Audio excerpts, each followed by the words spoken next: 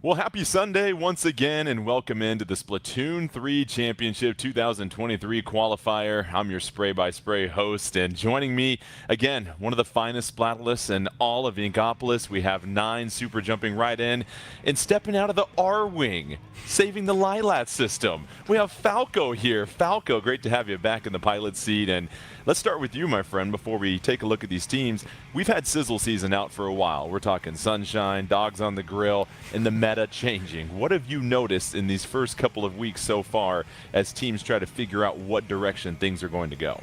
Yeah, quite a familiar weapon pool that we have. New weapons also coming out. We see some new weapons like the Wiper Deco that are more commonly used. We also have the Rapid Blaster Pro Deco that are used too. But some of the old is still sticking around, so it's interesting to see how well those two mesh together. In 9, that was kind of the story last week when we had our first qualifier event. You had a mix of old and new, some experimentation. What did we learn last time when we saw these 4 teams duke it out? Well, Falco kind of set it up for me there, so I'll go ahead and run with it as well. You did have the teams that stuck with the old tried and true weapons be the ones that qualified. I know that some of that is up to skill, but we did see some very fun teams bring out the newer weapons, kind of adapt to what they thought that they could do within 1 week of a new season coming out. But I also want to point out a familiar map pool, I think, did a great job of keeping those games close. We had a lot of long sets and a lot of long games in those sets, and I think we can probably expect to see a little bit of the same today. All right, well, let's go ahead and meet our 4 teams that'll be inking their way to 2 potential spots to the championship for this year, and there are some terrific stories around them. First, the team very familiar with Crush Soda, Duck Gang back in the pond once again this week after qualifying last week. Red Sun, and then Sonder. And let's start with you, Falco. You look at these 4 teams. Any particular team that you've got some interesting notes or a story on here? Yeah, it's going to be that second set that we'll be seeing Red Sun versus Sonder. Red Sun barely got into this top 4, winning 2 Game 5s to get in against Last Resort and Nightmare. We will see if they can keep up this train going, as they are going to face a very tough team, Sonder. And 9, you look at these teams, you're very familiar with all of them, and you mentioned there are some incredible background stories about how some of these teams got here, but also a couple of clear favorites and some underdogs potentially. Well, those of you who followed some of the previous events here in Splatoon 3 know that Crush Soda has been on the big stage, and they are back. These are some of the fastest players V will ever see, incredibly mechanically gifted. I know they were not satisfied with their performance last time. They would love to earn a trip back to the championships to right the wrongs of last time, as it were, but quack, quack, they are back. The Duck Gang has come back with a vengeance. Mere seconds in games from punching their ticket last time. They're returning largely the same roster. I know they captured the hearts of all of us last week, and they would love to capture more than just hearts. How about a ticket to the championships? All right, let's go ahead and check out the rules for the winter semis and let you know what's at stake as well, too. Top 4, it's a best of 5. The higher seed will choose the mode, the lower seed will choose the stage, and after the first game, well, the winning team will choose the mode, and the losing team will choose the stage.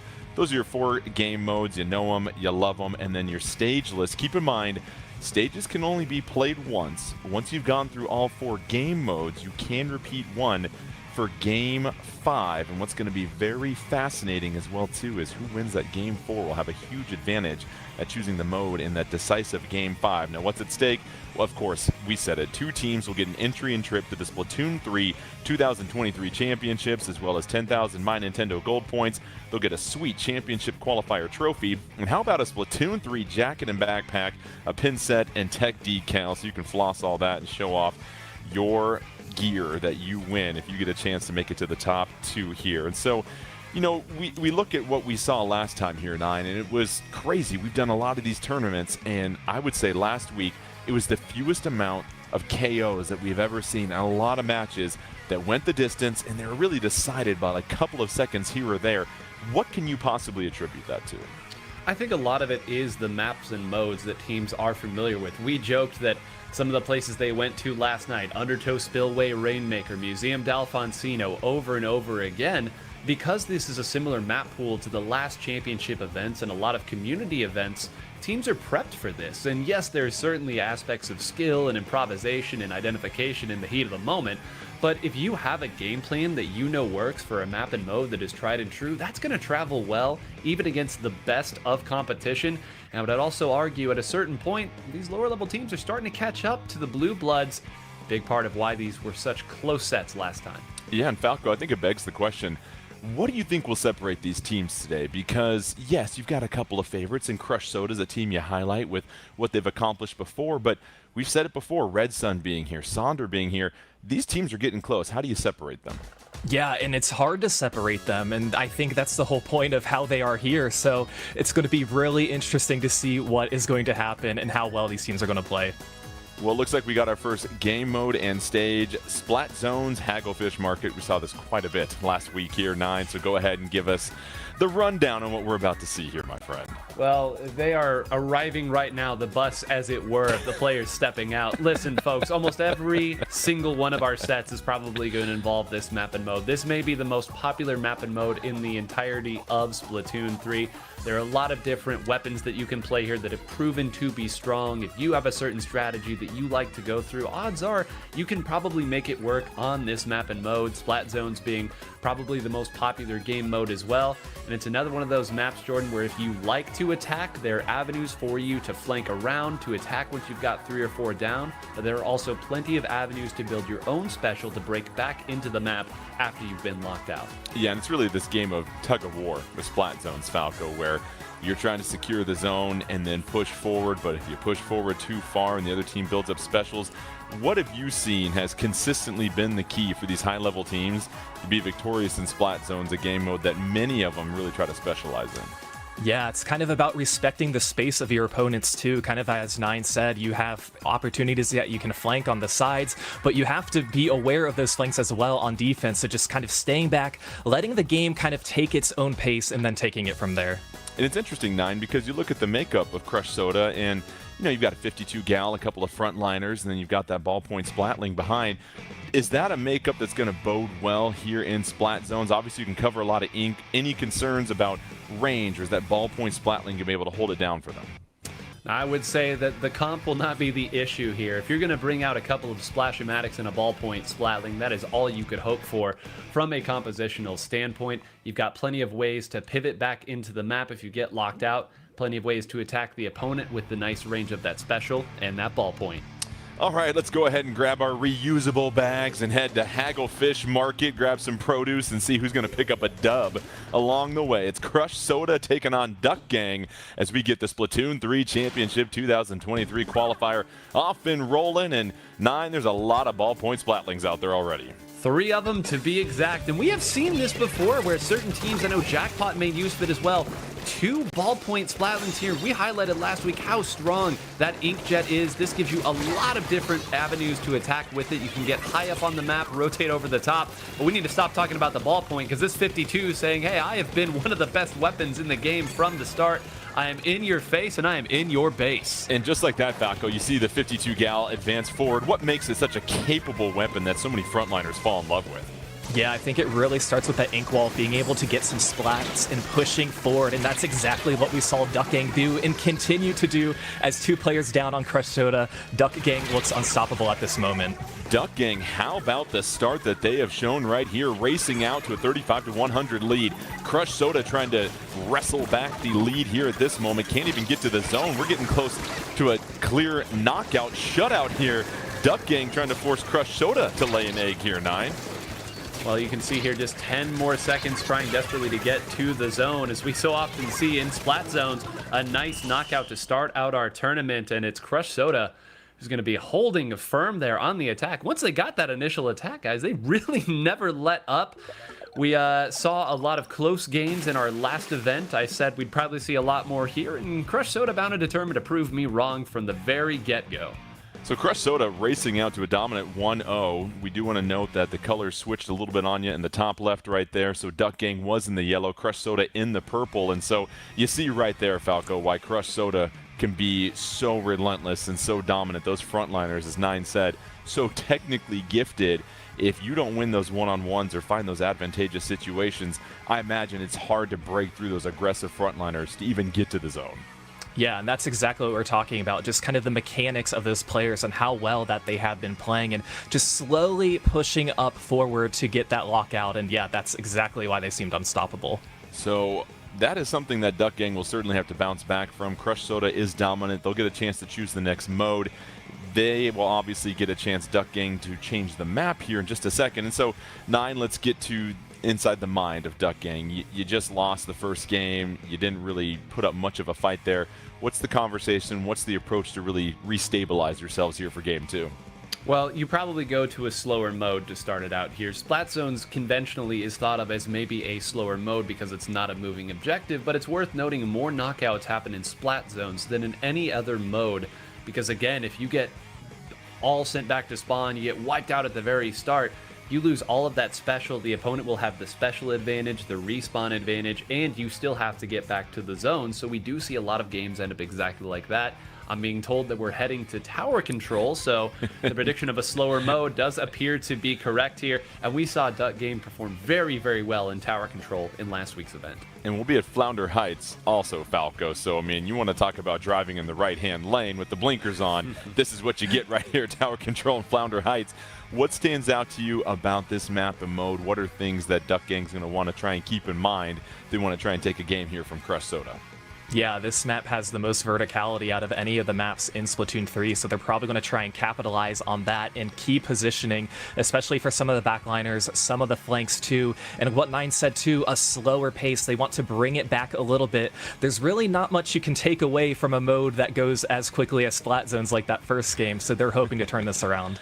And so obviously you try to slow things down here, 9. You've got those 2 ballpoint Splatlings as we mentioned.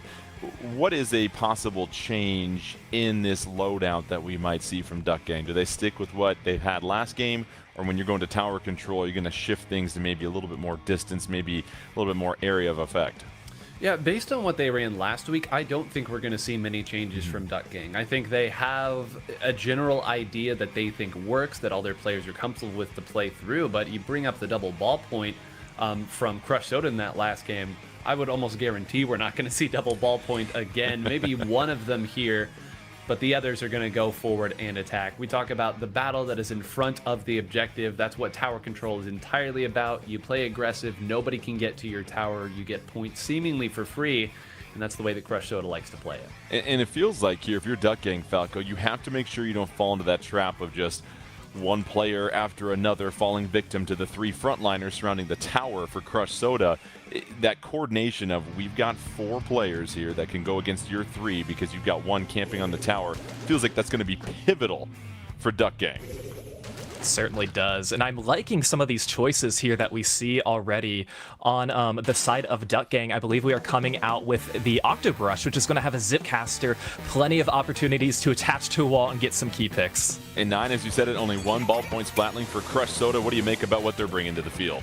Well, it's kind of interesting here to note that they have brought out the Tri-Slosher. It's the Tri-Slosher Nouveau, so not the one that has the inkjet. Instead, they're going to be using that weapon to apply maybe a little bit of extra pressure with the Tacticooler. It's not a weapon that tries to build it up as much as the NZAP 85 does, but listen, Tri-Slosher on this map is an absolute menace, can attack you from every angle, and if you see it, well, it's already too late.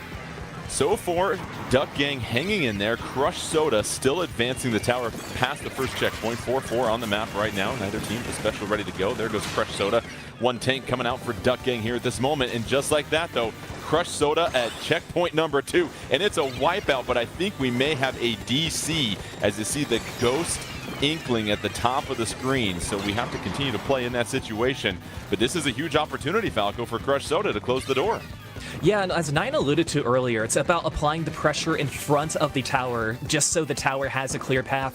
We saw here that Crush Soda didn't seem to struggle during any of their checkpoints, and I want to point out Twig, who was able to push up so far just during the first checkpoint, using that killer whale, kind of identifying where some of the players were. So a fantastic win there for Crush Soda. So Crush Soda racing out to a dominant 2-0 lead just like that. 2 knockouts, in fact, 2 shutouts that we just saw. And 9, if you're Duck Gang, you got to figure out, number 1, your connection, and then on top of that, what's your game plan going to be, because you have yet to been able to put up a fight against Crush Soda.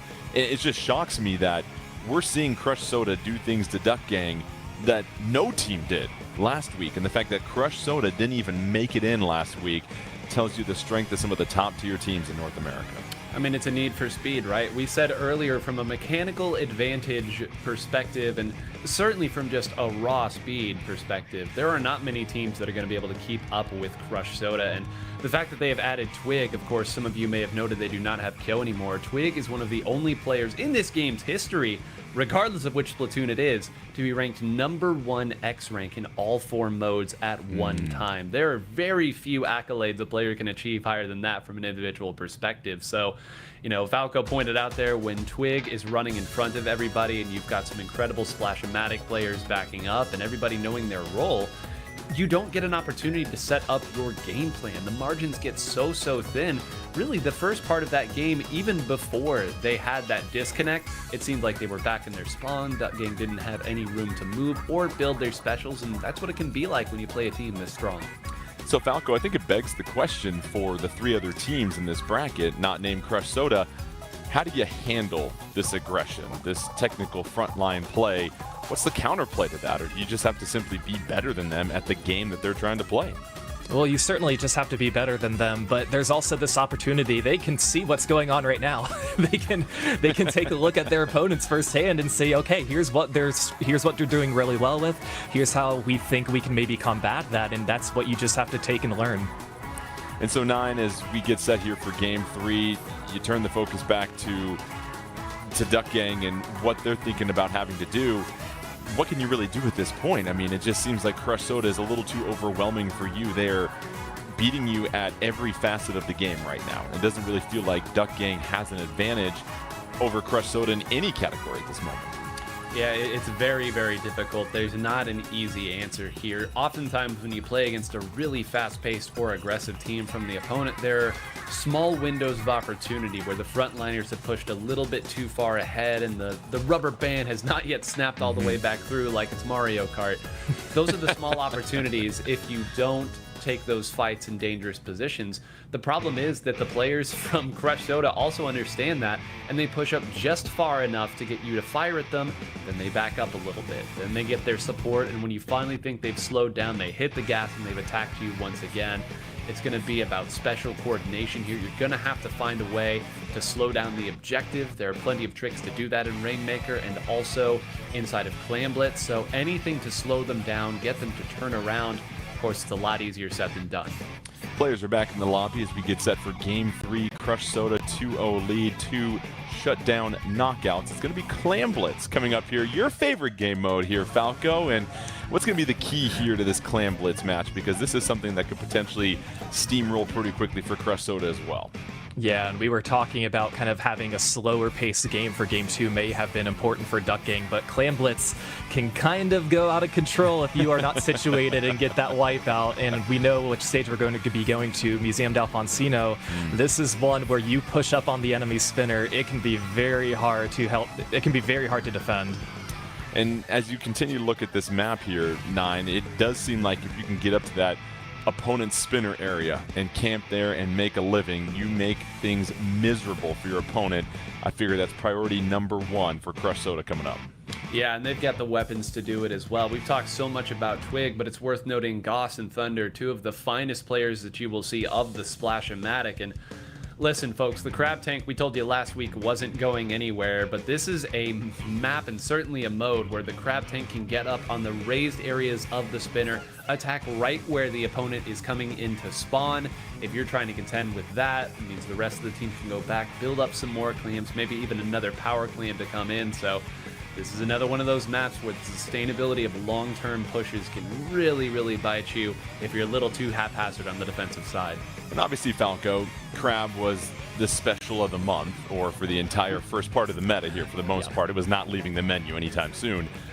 What other specials do you feel like maybe not get to the level of Crab, because is anything going to in Splatoon 3, but what do you think might be another very important special that teams are going to really try to lean on as they continue to combat all these teams that are using Crab?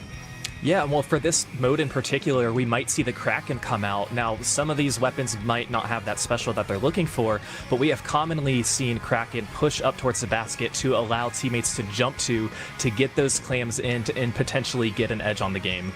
And take me through that moment here, again, Nine, when you've got your power clam, you open up the basket. What's the communication like with these teams as they're trying to score as many points as possible?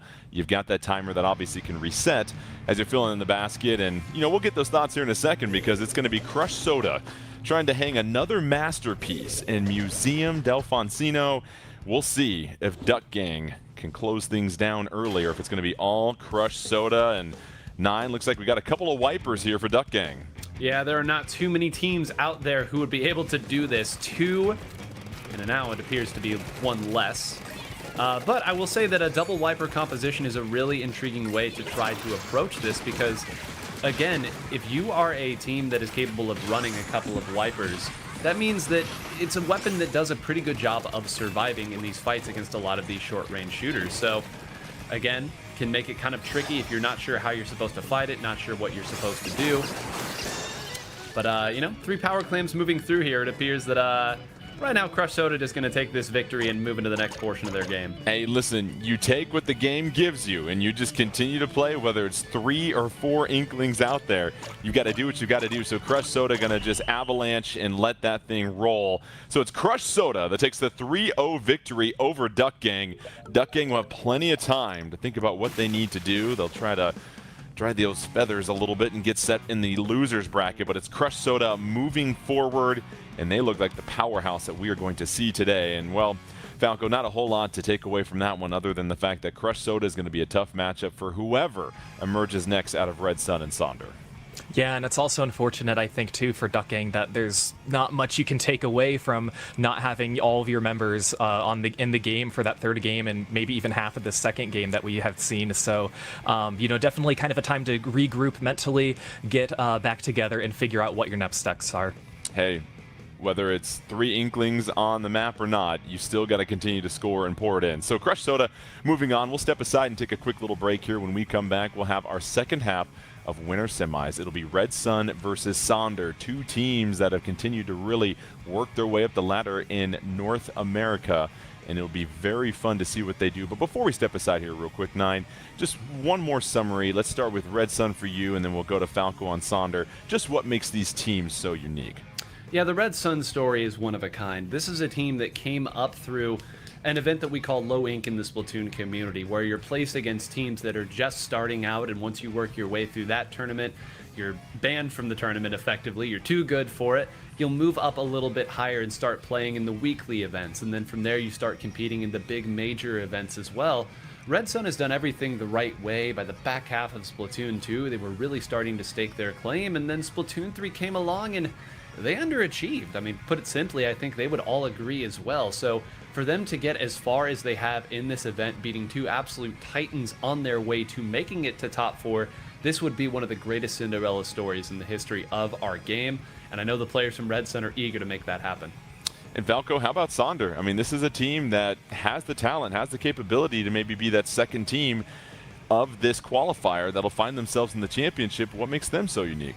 Yeah, they're a team that we knew was kind of at this level, but are they quite the top of the top next level? Not quite sure where we're going to see them yet, but getting some key wins to make it into this top 4, beating Bet 3-2, once again going to Game 5, and 3-0 against Micklin Heroes. So a lot of tough opponents that they have already beaten, but we know that they are not finished with that yet. Well, let's go ahead and check out the bracket one more time, and we'll see Crush Soda and how they advance, and obviously the 3-0 victory over Duck Gang. That'll give Duck Gang an opportunity to think about what they need to do here in just a second. And, it's interesting, Nine, you get into these situations, and as Duck Gang, you're disappointed, but there's still a lot of Splatoon to play. And it would have been an upset anyway if you'd taken care of business against Crush Soda. But the good news is that there's still a lot of opportunity for them. And, when you get to these situations, Nine, it's one thing to play tournaments online and to have those opportunities to win the bragging rights or trophies there, but when you have a chance to go to a championship and do this thing in person, that's a lot of pressure for some of these teams because they've seen how much other teams have gone on and enjoyed these in-person championships that have been hosted on these big stages. Yeah, and I mean, even if it's always incredible to go and see your friends and compete at a big stage and get to participate in these events. I know for a lot of people, this is one of the few times they get to see their friends in person, and to get to see it at a major gaming conference or, you know, whatever the circumstance may be. It still is pride, I think, at the middle of it all that drives these players, right? To be able to say that you were the North American champion, nobody can take that away from you. Even to say that you got second or third, or you even made it to the North American Championships, that lives forever, and there aren't a whole lot of tournaments with that sort of prestige. Well said, my man. Okay, we're going to step away now. When we come back, the other half of our winners semis, it'll be Red Sun versus Sonder. Don't go anywhere. Plenty more coming from the Splatoon 3 Championship 2023 qualifier when we come back.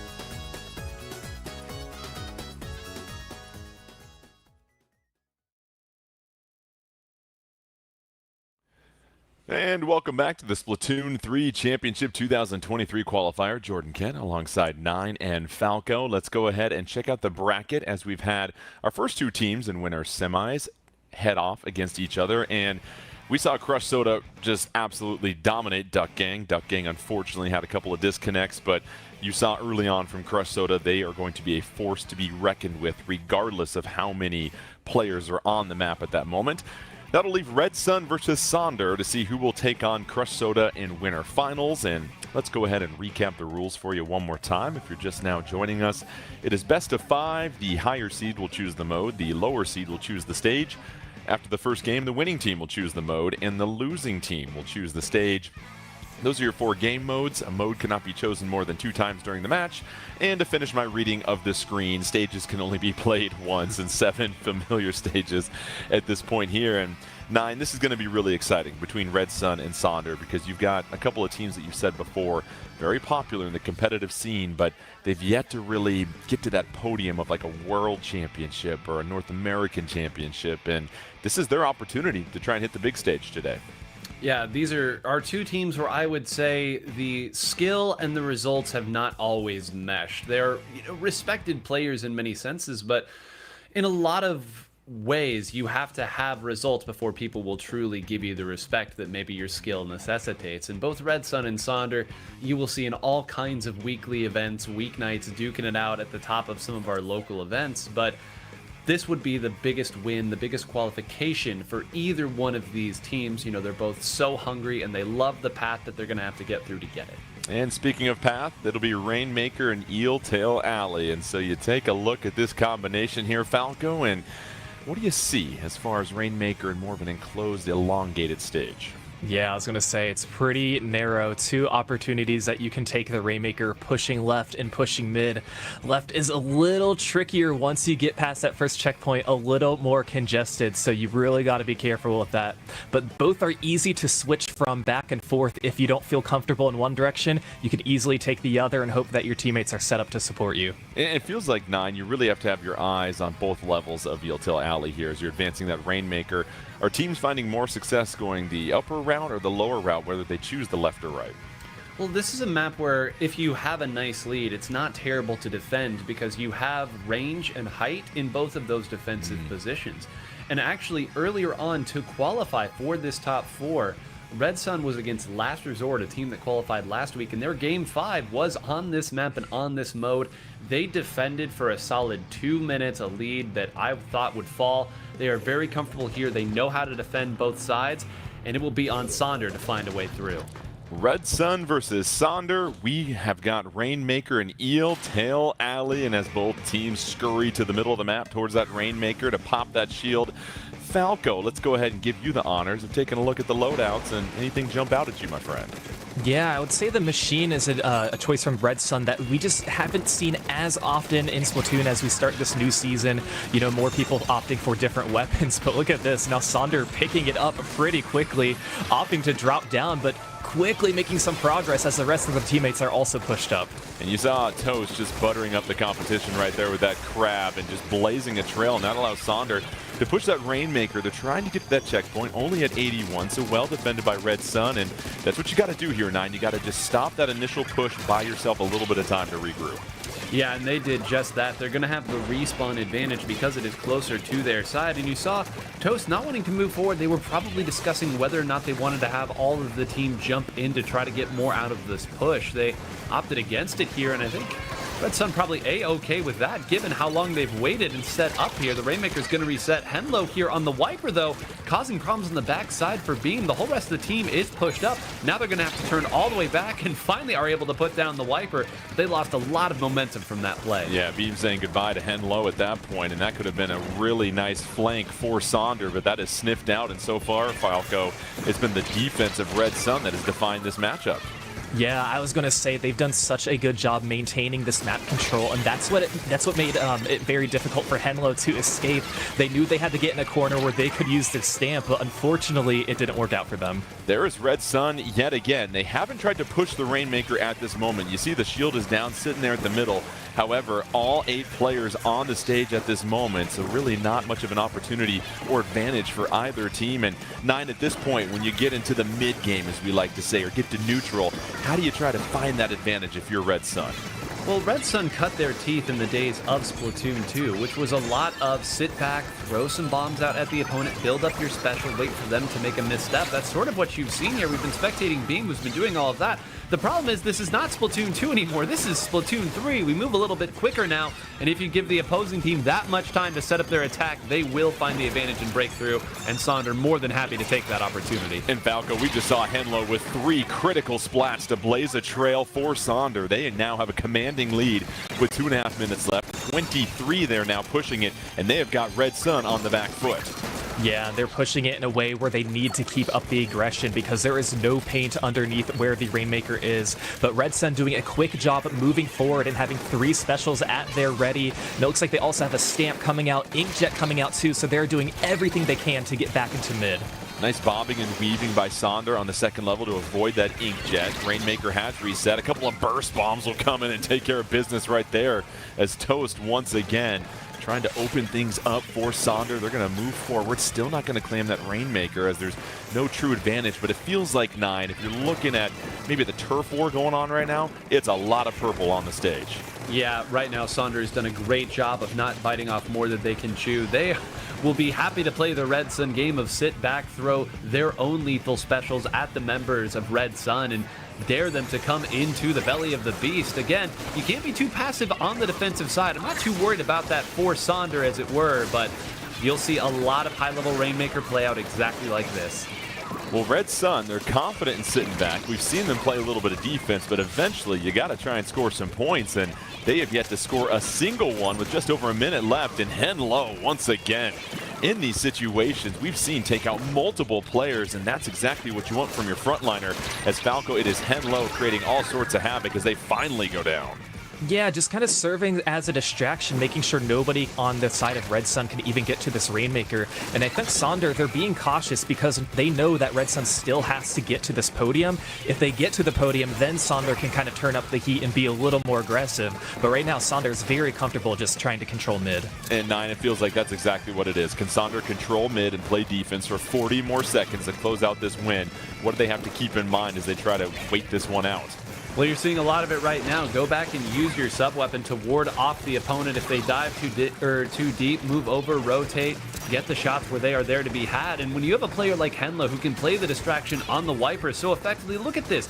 2 people are fighting Henlo, and yes, Henlo does eventually go down, but that was almost 30 seconds was spent fighting. You lose track of the Tri-Slosher there, and finally you win a fight you maybe shouldn't have, and with 10 seconds you're getting your first real opportunity. This is going to go overtime. Red Sun trying to push forward. They get to the first checkpoint. They lose the Rainmaker, though. 2 seconds left. They're going to have to hurry and apply some pressure. That's not going to do it. So Sonder, they were living in the backfield of Red Sun for the majority of this game, and they have enough defense to close things out. The push wasn't enough down the stretch, and just like that, you see Sonder. And I think what really stands out, Falco, the one-on-one play of Henlo and how much pressure that was putting on Red Sun throughout this entire game. Again, just all the pressure, and we know like Wipers can just scatter all across the map, just spamming the Wiper, trying to spot everybody they possibly can, and again, serving as a distraction. I do want to point out that Booyah Bomb that Red Sun threw, they probably thought they were in the clear getting that checkpoint, but no, that Stamp just came in just before to prevent them getting it. So yeah, what a crazy ending. All right, so if you're Red Sun here, 9, yes, you didn't really have the Rainmaker for the majority of that game. You really weren't threatening until the end. What do you have to think about with your game plan? Because you mentioned it. It is not the same meta as Splatoon 2, where you just hang back, throw specials, and rain down 50,000 Tenta-missiles. Do they have to be a little bit more aggressive regardless of the game mode coming up next? Because it feels like the frontliners are just a little too good for Sonder that you can't just sit back and try to find that one opportunity. Yeah, I think you have to look at it as the opponent got one push when they wiped us there. Things got a little out of control. They broke through and they got to a score that you would expect in that scenario. If you take that mindset of it and you say, well, for the bulk of the rest of the game, we were keeping even pace and they were simply sitting back and daring us to push into them, you can feel a little bit more positive about it. I don't think we're going to see any major compositional changes from Red Sun. They've kind of brought out the same sort of forces for each of their maps regardless of the mode or the meta. I think they're just going to have to play a little bit sharper. So you mentioned playing a little bit sharper. It'll be Splat Zones coming up next year. We're still waiting on the stage, Falco, but with Splat Zones and a team that we just saw, it's a small sample size, give you like to sit back and play a little defensive. If you are Red Sun, what do you have to keep in mind here with Splat Zones if you want to make sure that you aren't just trying to fight and wrestle that zone back from Sonder the entire time? Well, yeah, it's going to be, I think, even more difficult for them if they want to try and break back in, because if you're the team who's pushing up and just kind of sitting back and defending, you are probably the team who is holding the zone, which means you are moving more units towards your side to get the knockout. So that is going to force Red Sun to be a little more aggressive if they want to try and get that cap. And I think Henlo, with that wiper once again, 9 is going to play a huge role. If Sonder can go ahead and get that zone, then I think that's going to allow Henlo to really shine as far as, you know, that get the zone, lock everybody out, push forward game plan that we've seen that has been so successful year after year after year. Yeah, and Henlo is one of the best players that you will see of the Splatana Wiper as well. So more than simply moving in and attacking and distracting, it's an understanding of when you move forward and attack. Because if you attack knowing that either your tri-slosher or your sloshing machine is going to be with you momentarily, you change a little bit of how you fight. Maybe you move back even a little bit further. You dive even a little bit deeper because you know the potential reward is that much greater. And Henlo has been playing this weapon for a long time. Sonder has built their game plan around this weapon for a long time. That's why you see it executed so finely. All right, Museum del Foncino will be the home for Splat Zones, and Falco makes things a little interesting here because a lot of the fighting is going to take place in the middle, and you've got a lot of different levels and angles in which everybody can essentially apply pressure on the zone from nearly every corner of this stage. Yeah, and it's kind of what we talked about before that very quick Clam Blitz game of the previous set of just controlling the spinners. But I think in this one, primarily the middle spinner. Once you're able to cap the zone, maybe have a crab or two up on the middle spinner to help lock out some of the enemy players that are spawning in. It's going to be that much more difficult for them to break in. In 9, we've all been there before. You've been locked out of the zone in Museum del Foncino, and you're just trying to get back in. If I'm coming from spawn, what is my route if I want to try and at least get myself to a situation where I can try and find an advantage? Because we know there are teams that are so effective of just keeping you stuck near spawn. The old seen threat and the unseen threat. You put some sort of special that is firing directly at the zone and your opponents, while the unseen threat swims forward and tries to close out some of those shots, send a couple players back to spawn, and then you have some breathing room. The Art of the Turf War. You can find that in your local library by 9 here. And as we continue to move forward here, it looks like Sonder's going to claim this zone already and get a little juice out for the team with that Tacticooler and the Crab out. So 2 specials early on for Sonder, and they just want to march right up to the front door of Red Sun here, Falco. Yeah, and one of the things I want to note out too, we're looking at Henlo here. They got missiles so quickly at the very beginning and just kind of setting the tone. And these beacons are also going to help members of Sonder jump in. Not that they really need it at this specific moment, but we do see some pressure coming in from Red Sun, and we'll see if it's enough for them to contest. So far, Sonder still has the zone. Inkjet coming out, Booyah Bomb as well too. Here's Red Sun's opportunity 9, and they are able to capitalize. Yep, build up the specials and get your set play going. They even take out the last player for a good measure. And this is finally the opportunity. And what I want to see from Red Sun right now is how they opt to move up and attack if they opt to. Right now you can see Admir there on the left side is going to be throwing up some sub-weapons there. So it appears they're fine to simply let Sonder come through and challenge them with their own specials. A couple of tentative missiles coming out from Henlo. You see the Crab deployed for Sonder. Zone still in possession of Red Sun. They're trying to take this lead from Sonder, and they do. So how about the opening gambit from Red Sun as they continue to pad their lead? And so far, doing an excellent job as we see Krim with his ballpoint Splatling going to get into the Inkjet and picks off another one, Falco. Yeah, I would say Red Sun's transition from capping the zone to pushing up was executed perfectly, and they are continuing this train of making Sonder trying to struggle and push back in. We see some specials just trying to be used on the side of Sonder, but not quite enough yet. As 2 players are going to be down, this might be enough for a cap, Jordan. We'll see, and Sonder goes ahead and takes the zone back, a critical 71-point penalty against Red Sun, and that'll completely change the flow of this game here, 9, because now it feels like Sonder has been able to wrestle the control and put a lot of pressure on Red Sun. Yeah, that's not a big penalty that they have. Just 10 more ticks on it to move forward. And listen, we saw last time Red Sun was able to coordinate their specials properly to move through. Sonder may have wisened up to that and shifted how they're going to try to defend. Keep an eye on the top screen. That is all specials online here for Red Sun. Watch how they move through. Counter missiles coming out there. Where is Nico going to deploy this Ultra Stamp? One goes down. Certainly an opportunity to be had here. Takes out Scrub. That's 3 down, and they will do just enough to hold onto it there. And actually, Nico still has that Ultra Stamp as well. This could absolutely break the game open if it's deployed at the right time. That's what I was going to say, Nine. Nico did that without even having to use that special, so that's a huge opportunity for them to apply some pressure. But we said it's a meaty penalty, Falco, and they're only halfway through that stake. But it is Sonder that now has to regroup, and we're seeing multiple members going down. It's the one after another approach that we've seen can fail time and time again. Yeah, both of these teams have been very comfortable once they have capped. And speaking of comfortable, Red Sun here able to get all 4 of their players up on the enemy side. We do see the ballpoint's going to be backing out just for a moment to potentially watch for some flanks and for these last potential 7 seconds, but Sonder still not giving up in these final moments. Oh, the Red Sun rises, and we have got things tied up at 1-1, a team that we thought was fine, just to chill back, marinate, and play defense. Well, listen, they woke up in a bad mood and brought it to Sonder, and now it is 1-1. And what we saw from Red Sun was very impressive there, Nine. It felt like having a little bit more space to move east and west made a huge difference for them in Museum del Foncino versus Eeltail Alley, where all the fighting was right there in a narrow corridor. So that's going to make things interesting now, because you certainly wrestle that all-important phrase, momentum, away from Sonder. Yeah, you bring up a great point there with how the map changed. It sort of allowed Red Sun to play a hot and cold type of attack, where the first time they let Sonder come to them with all of their specials, and then later in the game, sensing how things had shifted, we've taken out 1 or 2, they're in a split spawn situation. Let's put all 4 of our members up on the opposing plat. You will not see that very often, folks, at high-level splat zones. That bought them just enough time. A couple more of them rotate back, and if that game goes on 10 more seconds, maybe Sonder is able to cap, but they played to the clock, they played to their strengths. What a great game that was. And Falco, now Red Sun will choose tower control for their game mode, since they were the victors last time. And you know, you look at this pick here, and how does that pair with the way that they play? Because it feels like this is something that they feel very confident in as they approach game 3.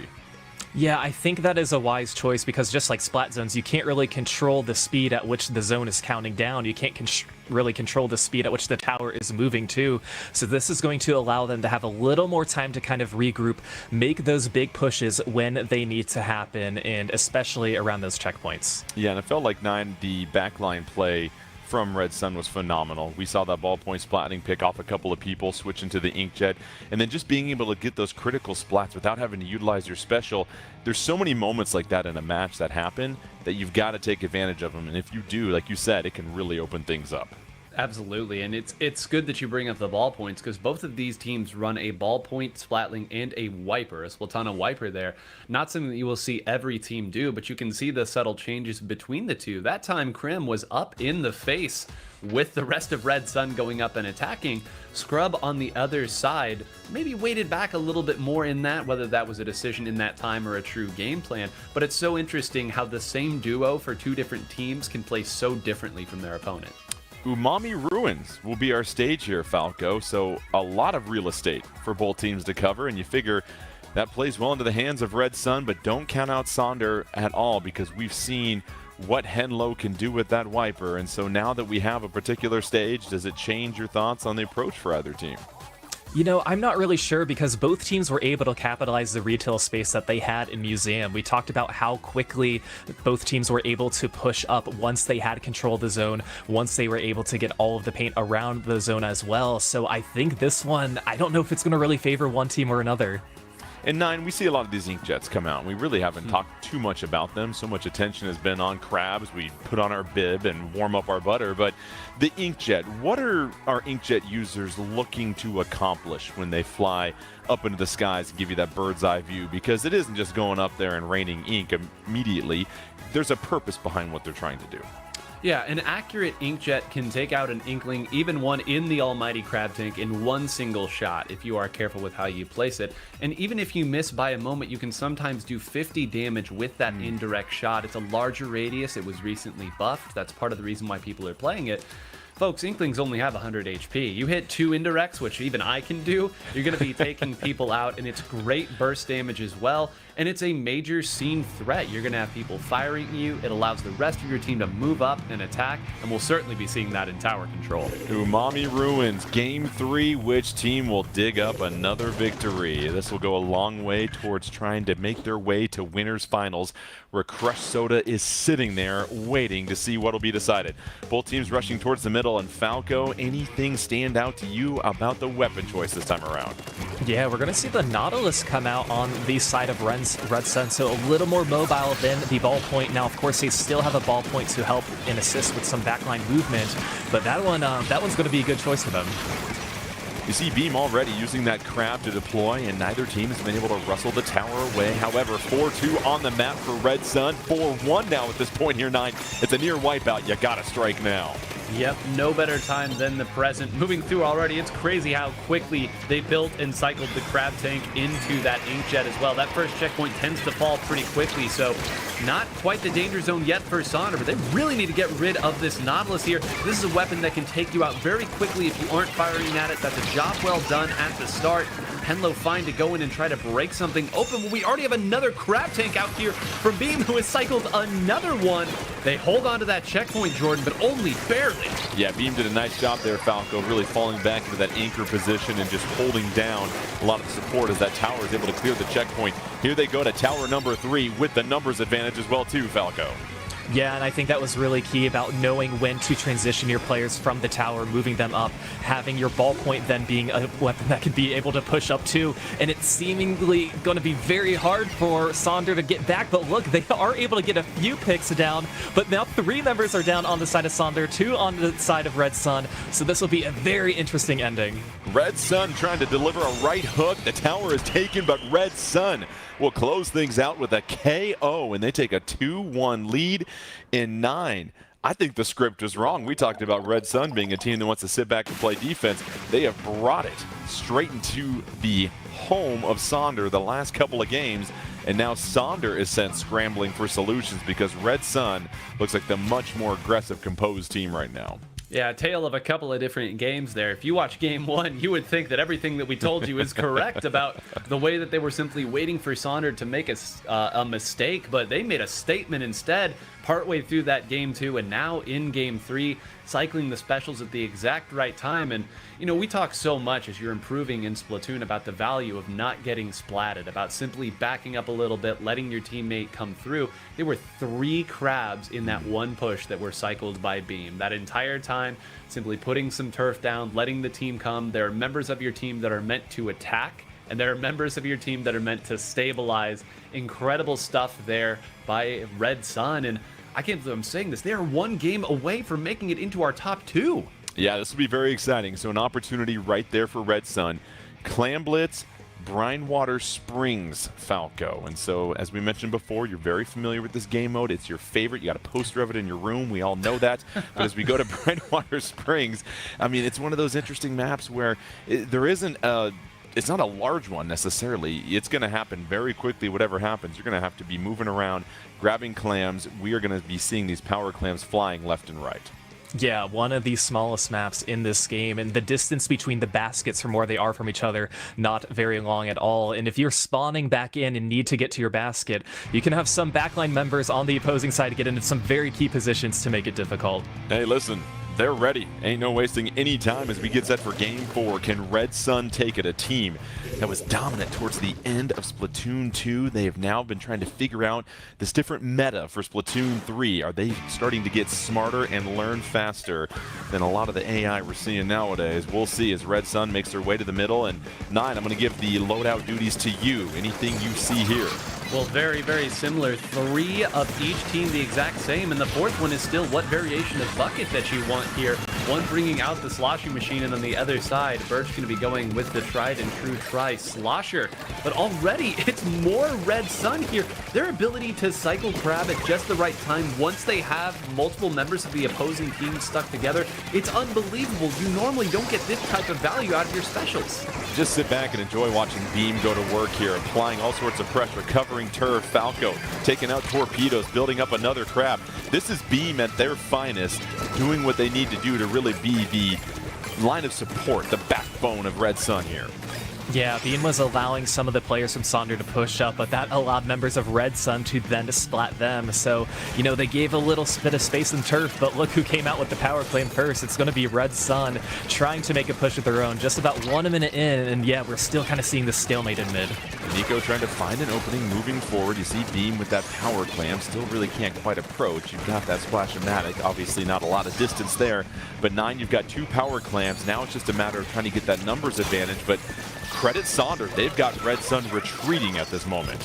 Yeah, you're starting to see a little bit more of what we saw in that first game. When Red Sun doesn't have a defined opening here, they are content to sit back and try to make a play happen from distance. Of course, one of the nice things is you can do exactly that and a whole lot more with an inkjet. You can fly forward, you've got radius, you've got everything there, all the way down to 60 at the start. Nico going to go ahead and take out that poor ballpoint there at Scrub for a little extra gravy at the end of it.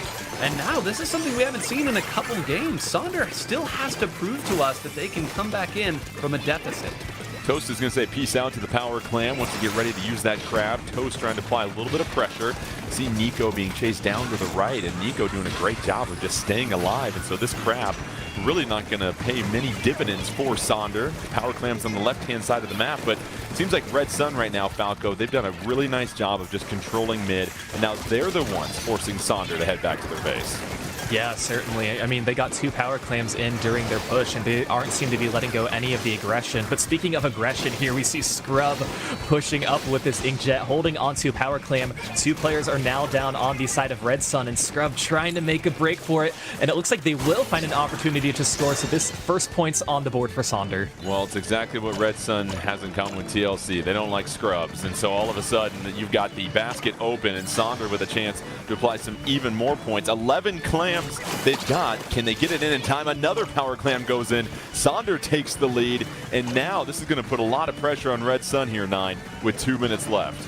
Yeah, they got to find a way to stabilize before they do anything. The threat is not yet gone. Sonder continuing to score, and they have gotten a tacticooler out on the field. That means everybody who goes down will jump back in very quick, and Krim taking out Scrub's inkjet in midair might finally give them the breathing room that they need. They need to be careful here. I do want to point out that that entire push was opened up because of the counter that they had to a Red Sun push. So again, great work there by Sonder, loading up for a nice counter and being rewarded greatly for it. 73 points on that push for Sonder, so that means Red Sun has a lot of work to do in under 90 seconds. And how does that change the strategy here for Sonder now that you have such a commanding lead and such little time left here, Falco? Yeah, for Sonder, you just kind of want to do what you did during that first game, which is hold tight. But if you're Red Sun, now you know that any push that you make has to be a push that can be able to take the lead. One power claim is just going to get rid of their penalty points, and you don't have much time that you can follow up from that. Yeah, right now Sonder really has the clamps on Red Sun. You see an excellent job, 9, of just controlling their basket. You see 3 members right there spread out well, all 4 members back on their side of the map here, and with 50 seconds left, it's just a matter of really fortifying where you're at. And you said it before, 9, make sure you stay alive. Yep, play to the map, right? Love it or hate it, there's only one way through Brindwater Springs, and it is right through a spot that you can throw every sub-weapon in the book at. And I would not be surprised if you see Sonder stay basically right here. They know that it's going to take a lot of clams in for them to lose the lead. One player does go down. It's Birch there, their lead attacker, so hold on a minute. There is an avenue here. Beam tosses it down, but Henlo on the other side was able to get the flank. They are trading players left and right. The basket is open. We're in a scramble situation, but there's still a lot of work to be done for Red Sun. Exactly, just 2 clams, 3 clams. They still have a lot to score. You see the other power clam come in. They're going to have to scurry about, but all of a sudden 2 of their members go down as the time is ticking. We'll see if Nico can do anything. Can they jump in? There's still some slivers of time. Power clam comes in, and how about that? Red Sun, as time was expiring, able to super jump in, get the power clam. How about that, Falco? The ability of Nico to just stay alive and buy them the precious seconds they needed to snatch victory away from Sonder. Yeah, if that jump were there's the high five to, or the fist bump to congratulate. Yeah, we love to see it. Well deserved. But if that jump is less than half a second later, it's not going to work. The basket is going to close, and that would have given Sonder the win there. So, I mean, just the crazy coordination, because I was even thinking there aren't many claims on the field. I don't know what they're going to do, but yes, you have the one power claim that's still at your basket, so you need to make sure you have a protected jump, and that is exactly what happened for Red Sun. That was remarkable, Nine. I mean, the fact that they were able to find that many coins in the couch and still be able to turn it into something was just unbelievable down the stretch. You felt like there weren't going to be enough clams. One of the most exciting finishes we've seen to a clam blitz in a long time. And I think this is a great lesson of why you don't necessarily pick up your freebie power clam, the pity clam as we call it, under your basket unless you are certain that scoring it will win the game. That resource that was right there, I agree with both of you. There were not enough power clams left, and that was a dangerously Sonder-covered map as well. They were not going to have enough time to swim back into the middle and grab any more, but because they were patient and waited with that power clam at the end, 20 points fly off the board, and just such an incredible turnaround from that game one. Sonder was outpacing them, but Red Sun proved that their Cinderella run over many, many top North American teams was no fluke whatsoever. Yeah, you almost saw this metamorphosis over the last 4 games for Red Sun, and they turned into quite the juggernaut down the stretch. Let's go ahead and check out the updated bracket. After Red Sun dropping the first game, wins 3 in a row against Sonder.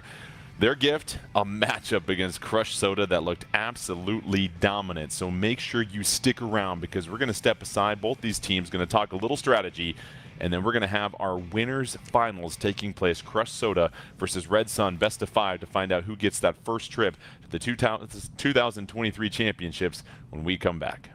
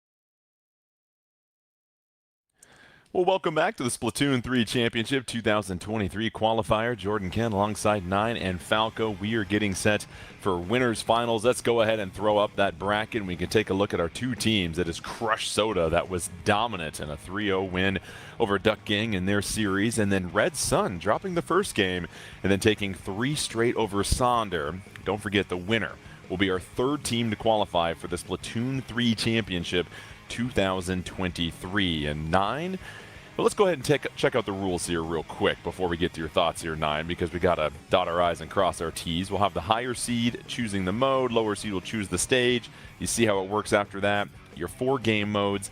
Remember, a mode cannot be chosen more than 2 times during the match. And then your stage list, you can only play the stages once, because we're going to see Splat Zones and Hagglefish Market, Nine, as you said before, one of the most popular maps and modes here. So what do you expect to see from Crush Soda versus Red Sun in this particular situation?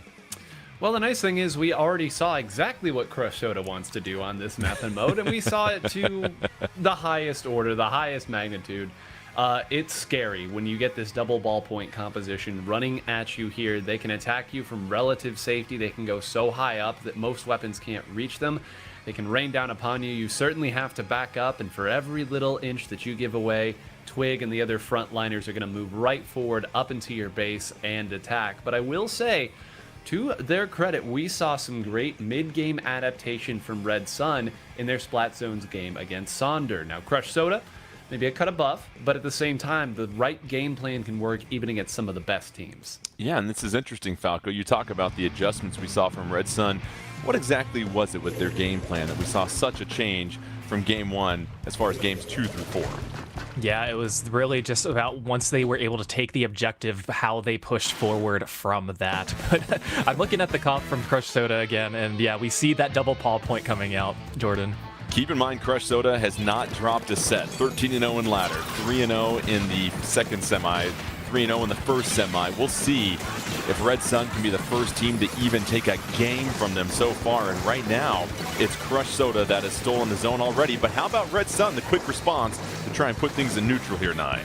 Yeah, they're in neutral right now only because 2 members are still stuck in Inkjet on the other side. And I want to point out something very interesting there. We noted in the earlier games how good Red Sun is at herding people into where they are firing their crab tank.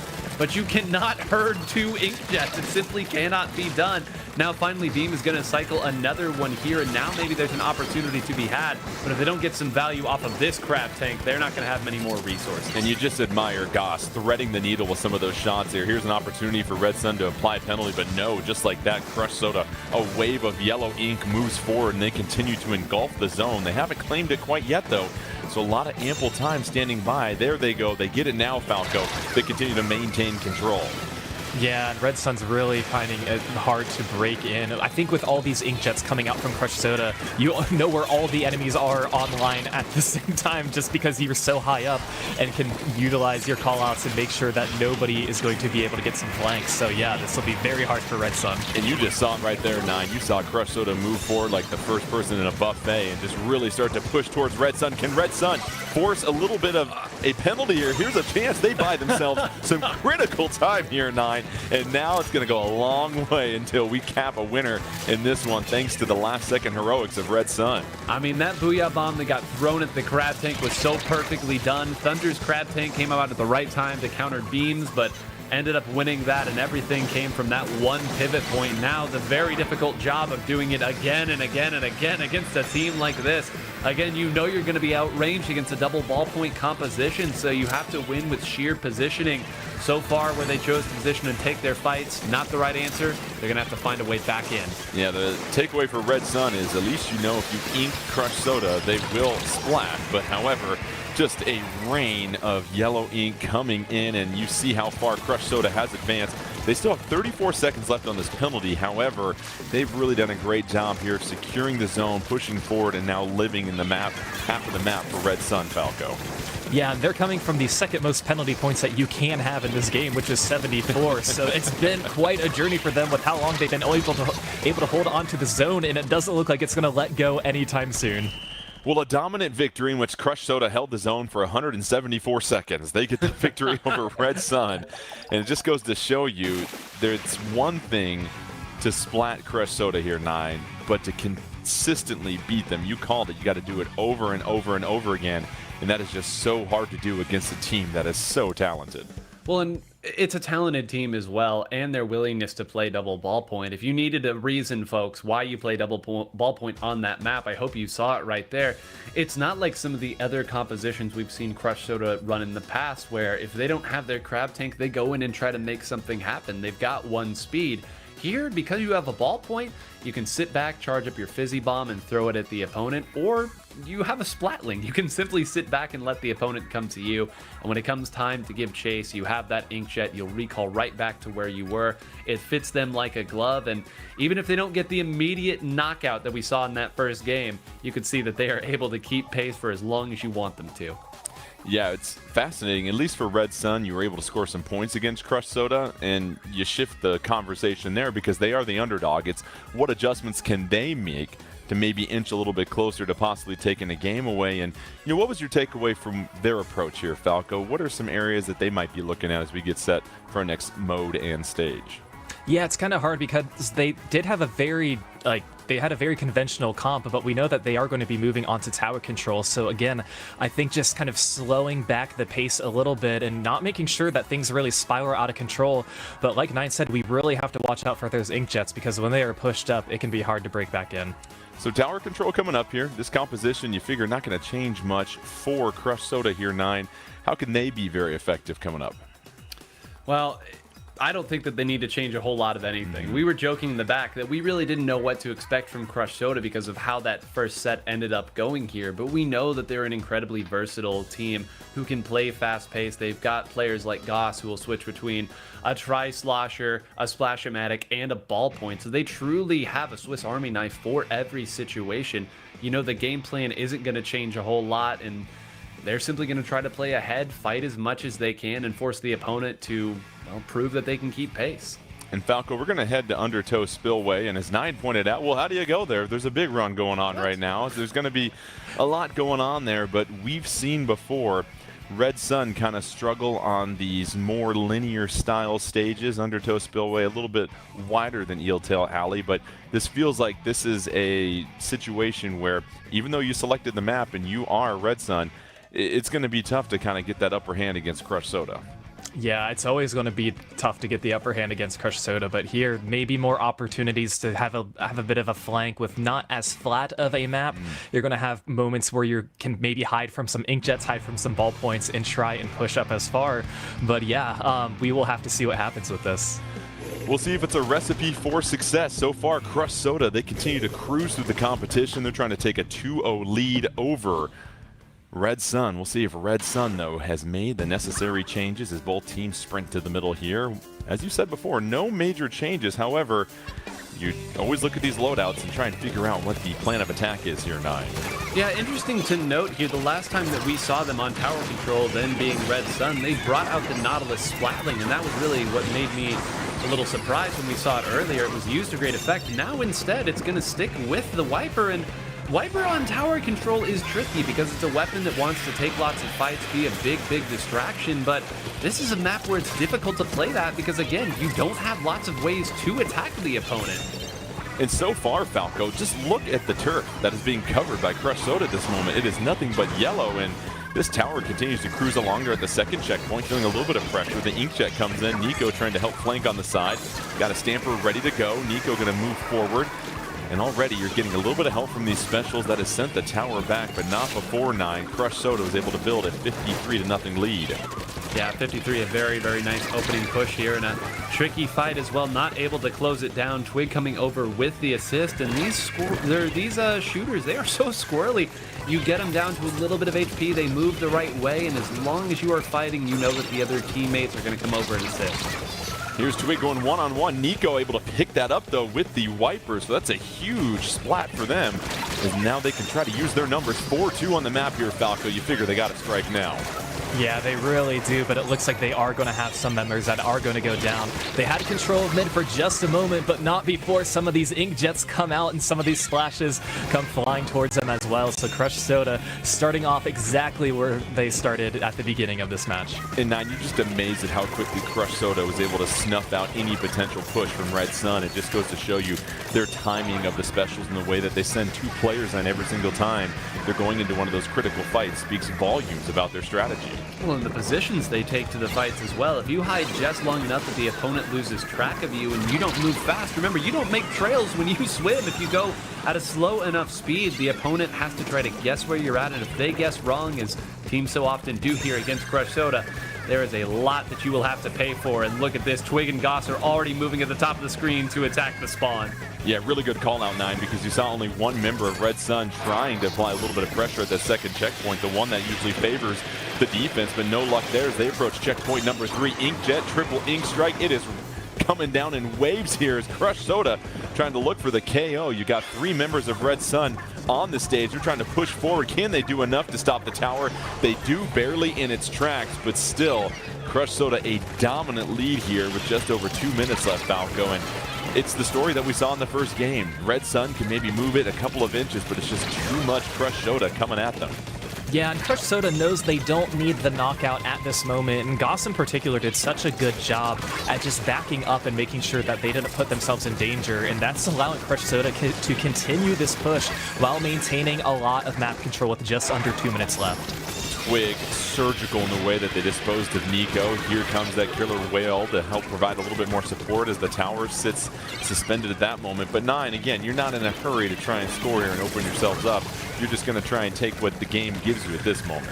And this is Undertow Spillway at its finest, or maybe not its finest, depending on how you want to turn it here. Look at how the members of In Control Red Sun are trying to break back in. I know it looks rough here, but it's not necessarily that they're making the wrong call. There's simply not many avenues to get to the tower. You have to throw a special out. You have to look forward, but as you do that, Goss moves forward, fights it. There's a special. This could be a wipeout to end the game. It is, and I mean, there's a snapshot for you. The whole game in one quick image. A dominant closeout by Crush Soda right there. The wipeout gives them 2 victories so far in this best of 5, and doesn't look like it's going to slow down anytime soon. And Falco, I said it to you earlier, what really seems to shine is just the consistency and the speed at which Crush Soda gets right back up off the canvas and gets right back in your face no matter what you do to them. There were a couple of moments where it felt like Red Sun maybe seized control, but there was Crush Soda right there to take momentum back from their hands. Yeah, and it just goes to show how, knowledgeable you need to be, knowing when to back off, knowing, okay, our push is probably done at this point, but we don't want to retreat too much. We want to apply some more pressure. And yeah, that's exactly what Crush Soda did, and they were able to just hold on, allowing Red Sun to push up a little bit, but not quite enough that they were going to have to really make a good push. And I just think the consistent pressure from the Inkjet 9, you can't overstate it enough what you're seeing right there from Crush Soda. It feels like they do a great job of just cycling that in and out and making sure almost every 10-15 seconds there's an Inkjet out there providing support for a lot of these players down on the ground. Yep, it's an Inkjet, then it's a Crab Tank, then it's an Inkjet once again, and then suddenly you have Twig up in your face attacking you and another shooter that's up in your face attacking you too. And again, the value of always having someone stay up and survive is if that person who is left has a special like the Crab Tank or like the Inkjet, that's a great spot for your teammates to jump back in. Even in the middle of a firefight, you're going to get some protection, either by way of misdirecting the opponent or landing on a tank, and that's why they're able to keep that type of pressure up, and that's why if you don't see Crush Soda get wiped out, you always assume that there's one left who's going to make you pay. Crush Soda has now won 26 straight games. They're trying to make it 27 in a row to find their way in the 2023 championships. So we've got Clan Blitz coming up here, and Falco, again, this is a mode that can happen very quickly, but it feels like just the coordination that we're seeing from Crush Soda should make this just a very exciting and fun game to watch, especially if they can really find their openings. Oh, it certainly should be, and let's not forget what Red Sun did the last time we played Claim Blitz. It was on Brinewater Springs of getting that clutch power clam in as the basket was closing. So nothing is predictable at this moment, but we do know that Red Sun needs to win this game if they want to stay alive in the set. All right, it's Museum Delfonzino. Once again, we've made our third stop here already, 9. And now Clam Blitz here, I imagine you're going to say, well, the spinners play a huge role. How do they in Clam Blitz? Well, they are when you talk about sustainability for a push, the spinners are the reason that you're able to keep somebody up in a relevant position. This is one of those maps where you do have to go back and drop down into the middle of the map in order to grab some of those clam spawns as the pods come up as the game goes on. So you need someone who is up in a relatively protected position. If you want to keep the pressure up, the spinners do just that. No changes in the loadout for Crush Soda, but down goes one of their members already, and that is Twig that is going down. But you see the crab come out, and it is 4-1 just like that, Falco. Yeah, they are going to have 2 crabs this time before they had the Neo Splash with the strike. So yeah, that's going to allow them to get this opening push and get another crab on the enemy spinner and continue this push as Twig has 7 clams. And the basket continues to fill. The timer's still alive for them. And another power clam comes in. And 9, you talk about an opening push. That's exactly what Crush Soda is doing right here. Yeah, and it's not past tense either. It's still going on here all the way to 30. And finally, Thunder will retreat. Wait, no, Twig jumped in. Do they know? Okay, they do know. I was about to really lose my mind if Twig was able to take one out and score another. Instead, will jump back out. But if we say under 60 is the nice opening mark, how's about 30 points left? 70 scored in 1 opening push. Very impressive. Now it's Red Sun. Can they take the fight to Crush Soda? Here's Beam dropping down that power clam, having to retreat because of that killer whale. Goes into the crowd, able to apply a little bit of pressure. Can't pick up the splat though. Booyah bomb. So that's 2 specials coming out from Red Sun. Doesn't yield any splat though. In fact, down a member is Red Sun after they get splatted. And so it's tough there, Falco, when you unleash these specials and you really don't add anything to your score or gain any ground. Yeah, it can be really difficult. And I like here, Beam knew exactly that somebody was up on their side by their spinner, couldn't identify Twig, but finally was able to get them. But between all that, Crush Soda, they were able to gain back control of mid and look at all the clams that they have at the ready. 16, and now they are ready to push up, make a push, open that basket once again. Yeah, they're throwing in corn, they're throwing in shrimp, everything that you can in that basket. It's a seafood cookout right now for Crush Soda. They've got a power clam ready to go, a little bit of time left. Inkjet can provide a little bit of support, and they add to the score another power clam. They're going to jump in right here. An opportunity 2, and that is it. Crush Soda, a 3-0 sweep, 27 straight games, and they will find themselves in the 2023 championships in one of the most dominant runs we have seen in recent memory. 9. What else can you say about Crush Soda at this point? I mean, a goose egg in the loss column really tells you all you need to know. And I mean, the fun thing about Crush Soda, again, punching the ticket to go back once again to the championships, is that all 3 of the teams that have qualified thus far, Starburst, Jackpot, a transposition of Sayonara, and now Crush Soda, the usual suspects, Jordan, they are back. The cream rises to the top. And that's what it looks like there. Red Sun, believe it or not, I thought put up a pretty good fight, all things considered, but Crush Soda, surgical in their attacks. Well, it's going to be very exciting for our losers side of the bracket here in just a moment, but let's check out our bracket right now as Crush Soda 13-0 in the ladder, 3-0, 3-0. They get to here. Same story for them. 3-0 against Duck Gang, 3-0 against Red Sun, and it is Crush Soda, as 9 said, joining Jackpot and Starburst in the championships this year. There's a lot of talent making their way to those championships. That means there's only 1 spot left, and who will get it? Duck Gang, Sonder, or Red Sun? We'll get to our losers semifinals when we come back here. Plenty more action. Make sure you don't go anywhere. We'll bring it to you here in just a few moments.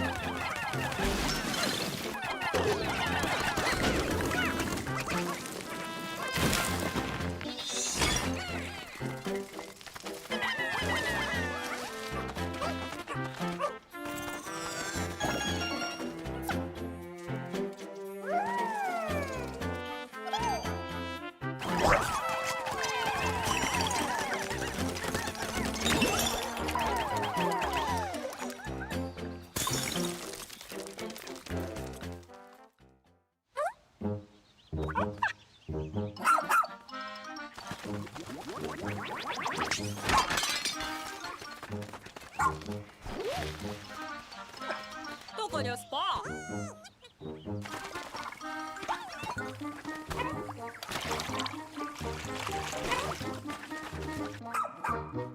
Timor.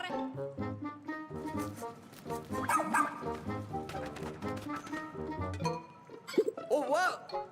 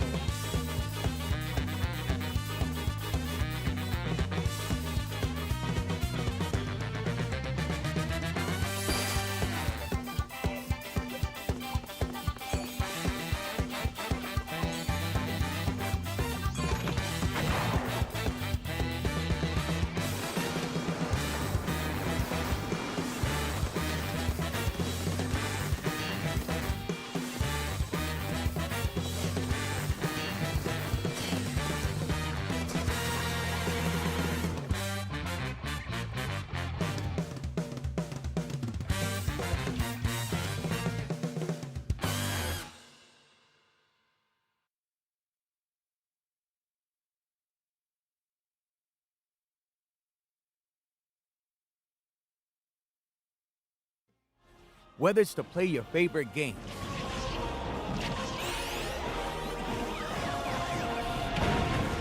to play for school pride,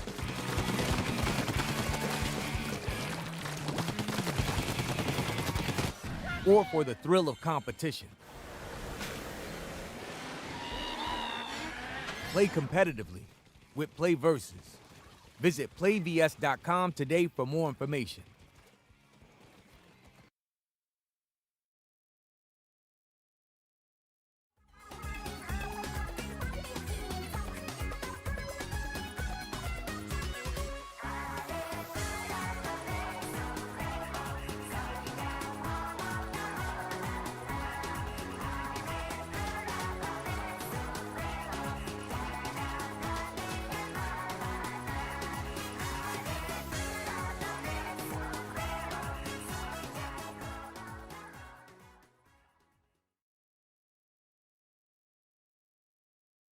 And welcome back to the Splatoon 3 Championship 2023 qualifier. Jordan Kent alongside Nine and Falco. We've already crowned Crush Soda as one of our victorious winners that'll be finding their way to the 2023 championship this year, where they will join Jackpot and Starburst. But who will be our fourth and final team? We find that out starting now. Let's go ahead and check out the bracket and see which three teams will be duking it out for that last spot. It's going to be Duck Gang versus Sonder in loser semis. And then the winner of that will take on Red Sun. And we'll find one more qualifier that will pack their bags. Let's go ahead and just remind you of the rules like we always like to do after the break, in case you have a short-term memory like myself. You see the higher seed will choose the mode, the lower seed will choose the stage. After that, winner chooses the mode, loser will choose the stage. Those are your game modes, and those are your stages. So far, one of the favorites, Nine, has been Splat Zones at Hagglefish Market. We'll see if that comes up again, but let's focus on Duck Gang here, because Crush Soda defeated them very quickly. There were a couple of disconnects in their first matchup in winter semis.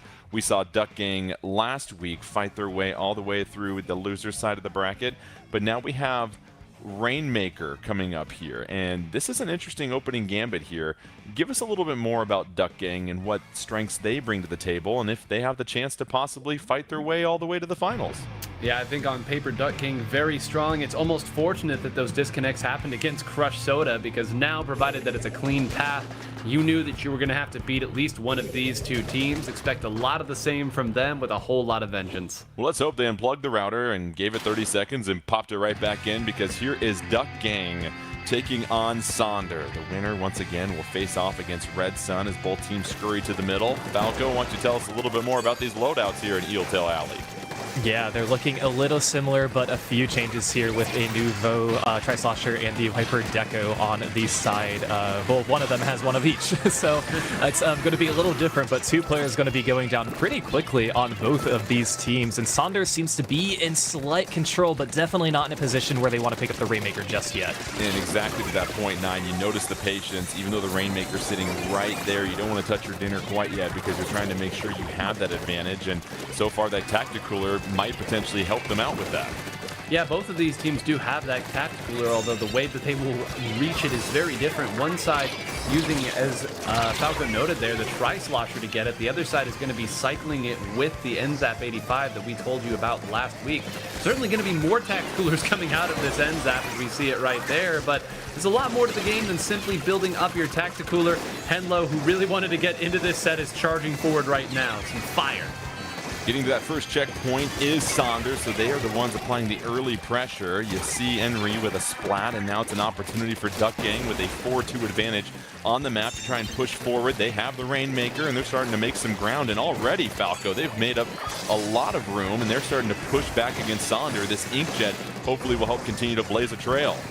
Yeah, that was going to be almost a delayed wipe, as three players were down on the side of Sonder. Typically in that situation, it's a battle of do we pick it up, do we let it reset, but you're close enough to mid that you're just going to pick it up and push your luck, and that is what got Duck Gang the lead.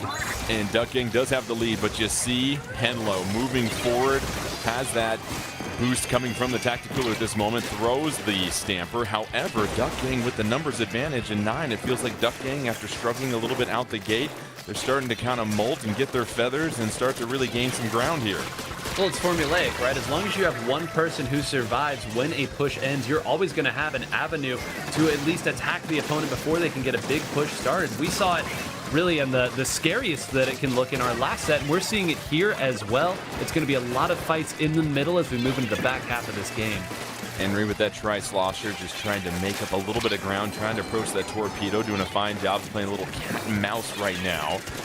2:30 left. Both teams have cleared that first checkpoint, so keep that in mind. Actually, take that back. I don't believe Sonder has cleared their checkpoint, so that'll be huge for them. Inkjet coming out, and it is a wipeout. Here's an opportunity for Sonder as they quickly swim forward here, Falco. Yeah, now they're going to be clearing that checkpoint, but they're going to be 1 unit behind because they were the second team to do so. They just need to pop the Rainmaker, touch it, move it forward an inch if they want to take the lead. As we see Scrub jump back wisely as the rest of their team go down. So not quite the push to take the lead for Sonder, but a good push nonetheless. In 9, it was huge that they didn't clear the checkpoint in that opening push, because think of all the ground they could have made during that wipeout, and it got stalled because the Rainmaker shield had to pop back up. There's a game of inches, seconds, and points. And now it's Duck Gang making some big time moves. Yeah, a lot of inches falling off right there. You saw that they started off by going and attacking the right, pivoting the Rainmaker left, and then swinging it back over to the right. That slight misdirection from Duck Gang. Very tricky how they did it, but that is what is going to push them down to 27. And now this is the part where you can actually rest a little bit on the defensive side. You know the opposing team is going to have to either get partially over your uninkable path or up your ramp. Scrub with an Inkjet ready to go. Scrub has to stay alive. Oh, that's a big time pickup right there as they send the Inkjet back to spawn. So Duck Gang getting a big stop, and even though a couple of their members go down, they've done enough so far to slow down Sonder, as Sonder still trying to find that opening as the Rainmaker resets here, Falco. And this is what Duck Gang needs to do: pick up those critical splats and keep those specials at bay. Yeah, and I mean, just like we said, under a minute left, this is where Sonder's really going to have something up their sleeve. And we've kind of seen this stalemate-y type of game at the end of some of these sets so far, yeah, especially in Rainmaker. But Sonder looks like they are still trying to push it. Oh, and it's going to be the Rainmaker player who goes down. So unfortunately, that's going to be the end of their push, but they are not done letting up any of this pressure. Drift Heat is trying to chip in wherever they can. Inkjet coming down. You see the Rainmaker shield up, under 30 seconds left. Duck Gang wants to claim it. Tactical is going to come out to help them as well too. You see the Stamper down below, and right now it's just a matter of Drift Heat dropping down, and down they go. So 4-2 here at this moment here, 9. Here's Sonder with the opening they're looking for. Yep, they're going to get one good chance at this as well. So important. There's nobody left to flank around or get behind them, and you have to assume that they've cleared the beacons, meaning that finally for Sonder, the threat is directly in front of them. Keep an eye out. Toast now pivoting over to this side under the protection, but nothing, folks, is going to be able to get away from that incredibly precise Inkjet shot. That was a direct, folks. No amount of chip damage necessary for it there. And Duck Gang, what a great way to win the game 1. What a shot by Duck Gang, sniping them out right in the middle of their last push of the game, potentially.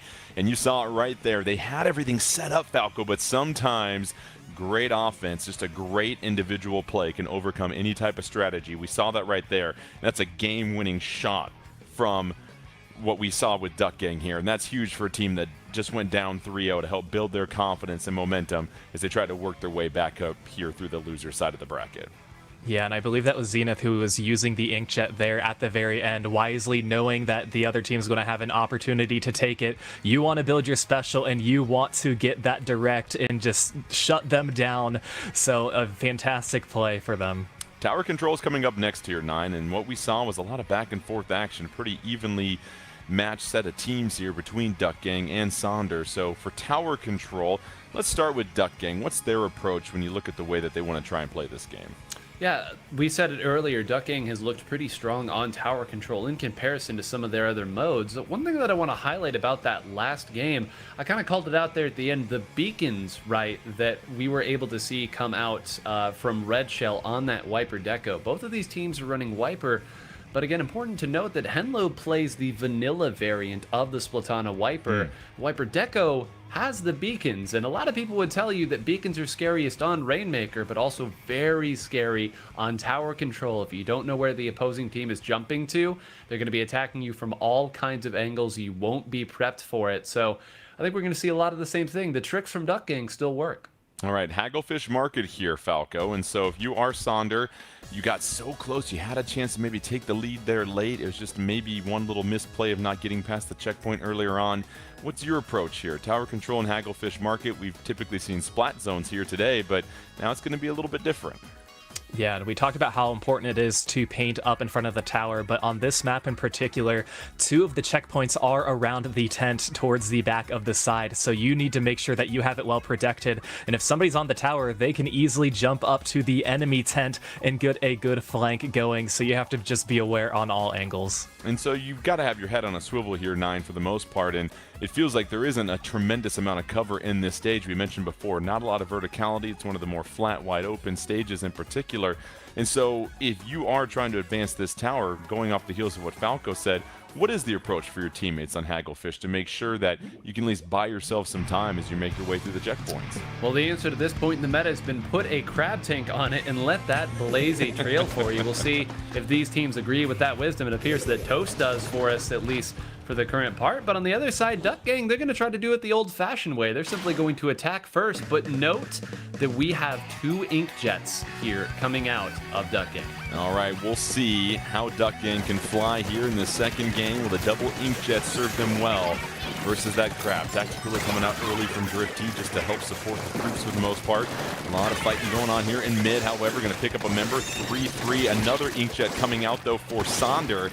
They're trying to apply a little bit of pressure and trying to flank around to the backside. Drift T trying to avoid that inkjet. And so far, Drift T, down they go. Couldn't get quite that flank here, Falco. Yeah, doing such a good job using the squid roll to just try and stay alive. But yeah, unfortunately for them, going to go down now.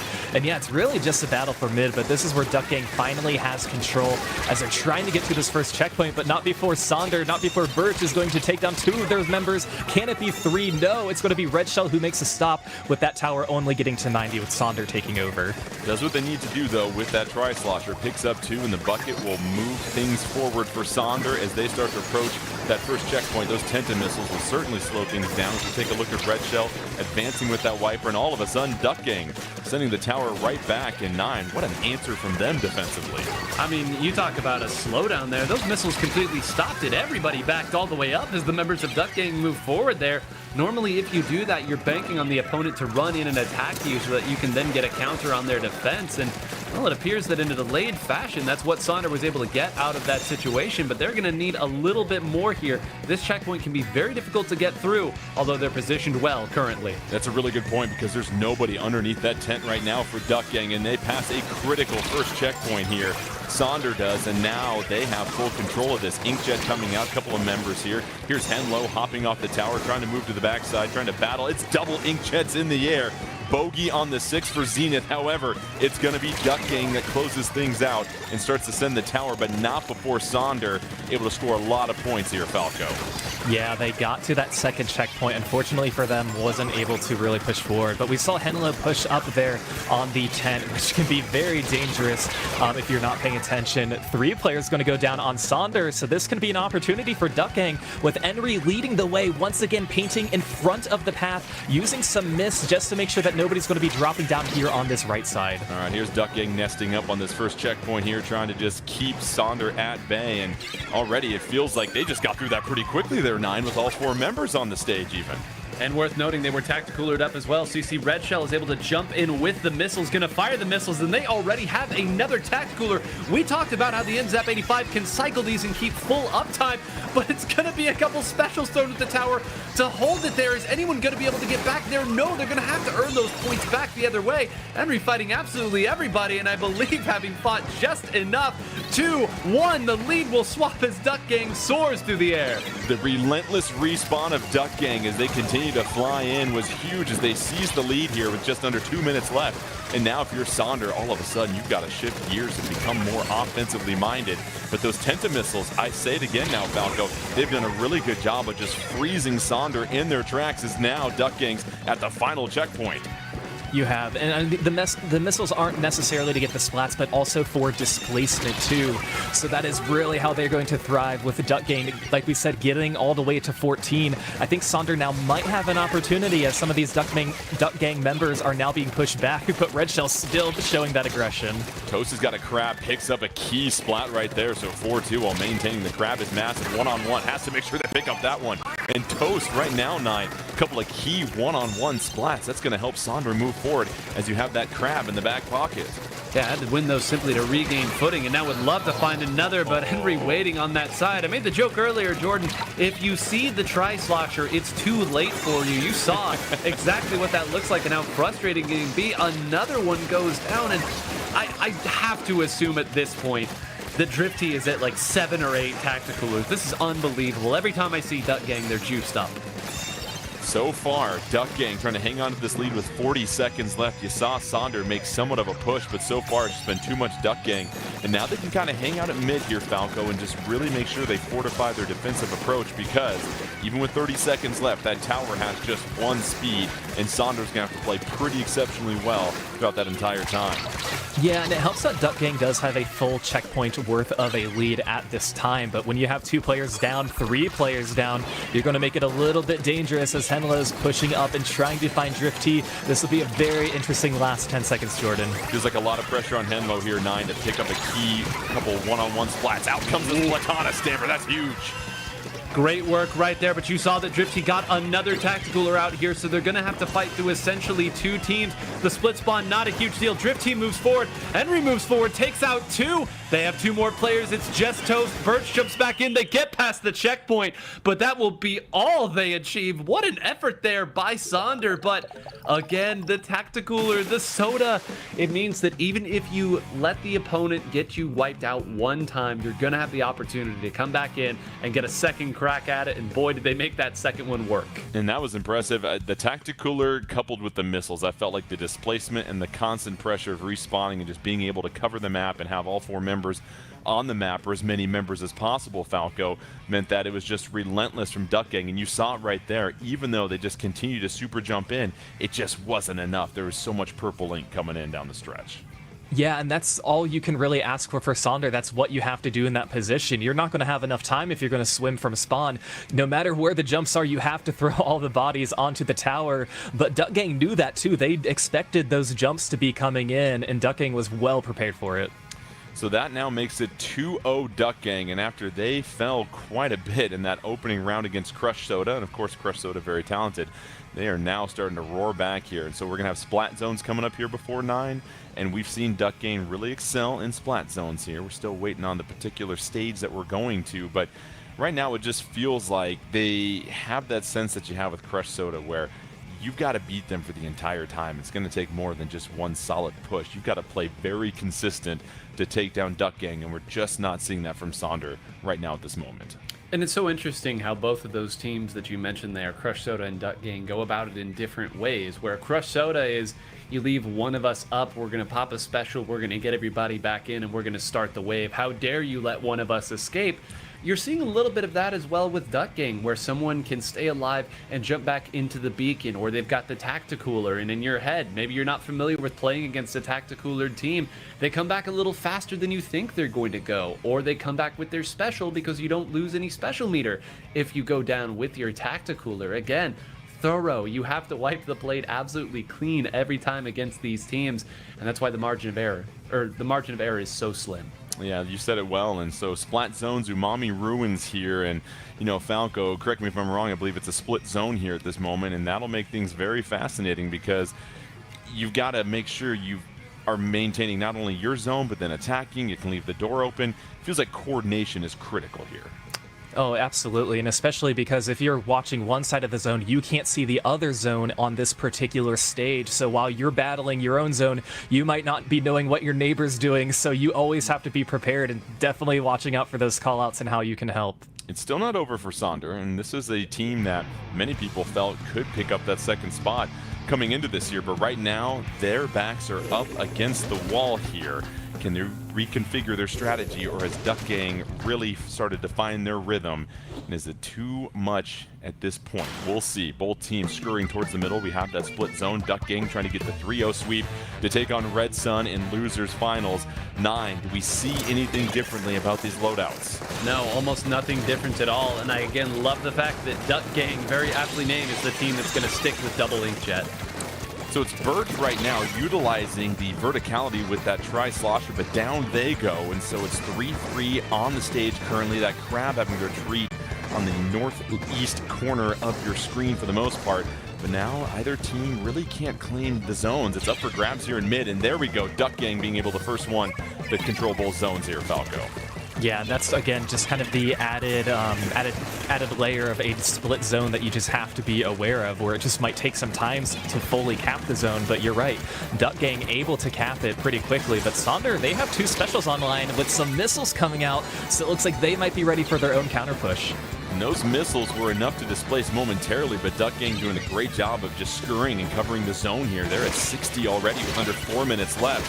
And now they lose control. Sonder just trying to take one zone to slow things down, and you see them working on the right-hand side of your screen at 9. There's a lot of inking going on. I mean, Zenith right there, a buy one, get one free with that inkjet, was able to take out another player with their very last shot. And Zenith, again, with the punishment here, been maybe the unsung MVP of this, won that first game with an inkjet and has now kept control of the zones with that second inkjet. More than control, they're once again scoring points here. They are fighting on even footing as well. 1 or 2 more specials and they could knock the game out right here. Birch has got to take the second zone. They do, so that applies a hefty penalty to Duck Gang, and Sonder needing exactly that. Some time, and now you see the picked up on the splat there by Red Shell, another member of Sonder hopping in here. It's 3-2 on the map for Sonder. Let's see if they can capitalize on this moment. Inkjet ready to roll for them too as they continue to add to their score, and here's a huge opportunity coming up for them, Falco. Yeah, and what Sonder's doing so well is just pushing ink everywhere that's even outside of the zone and pushing forward.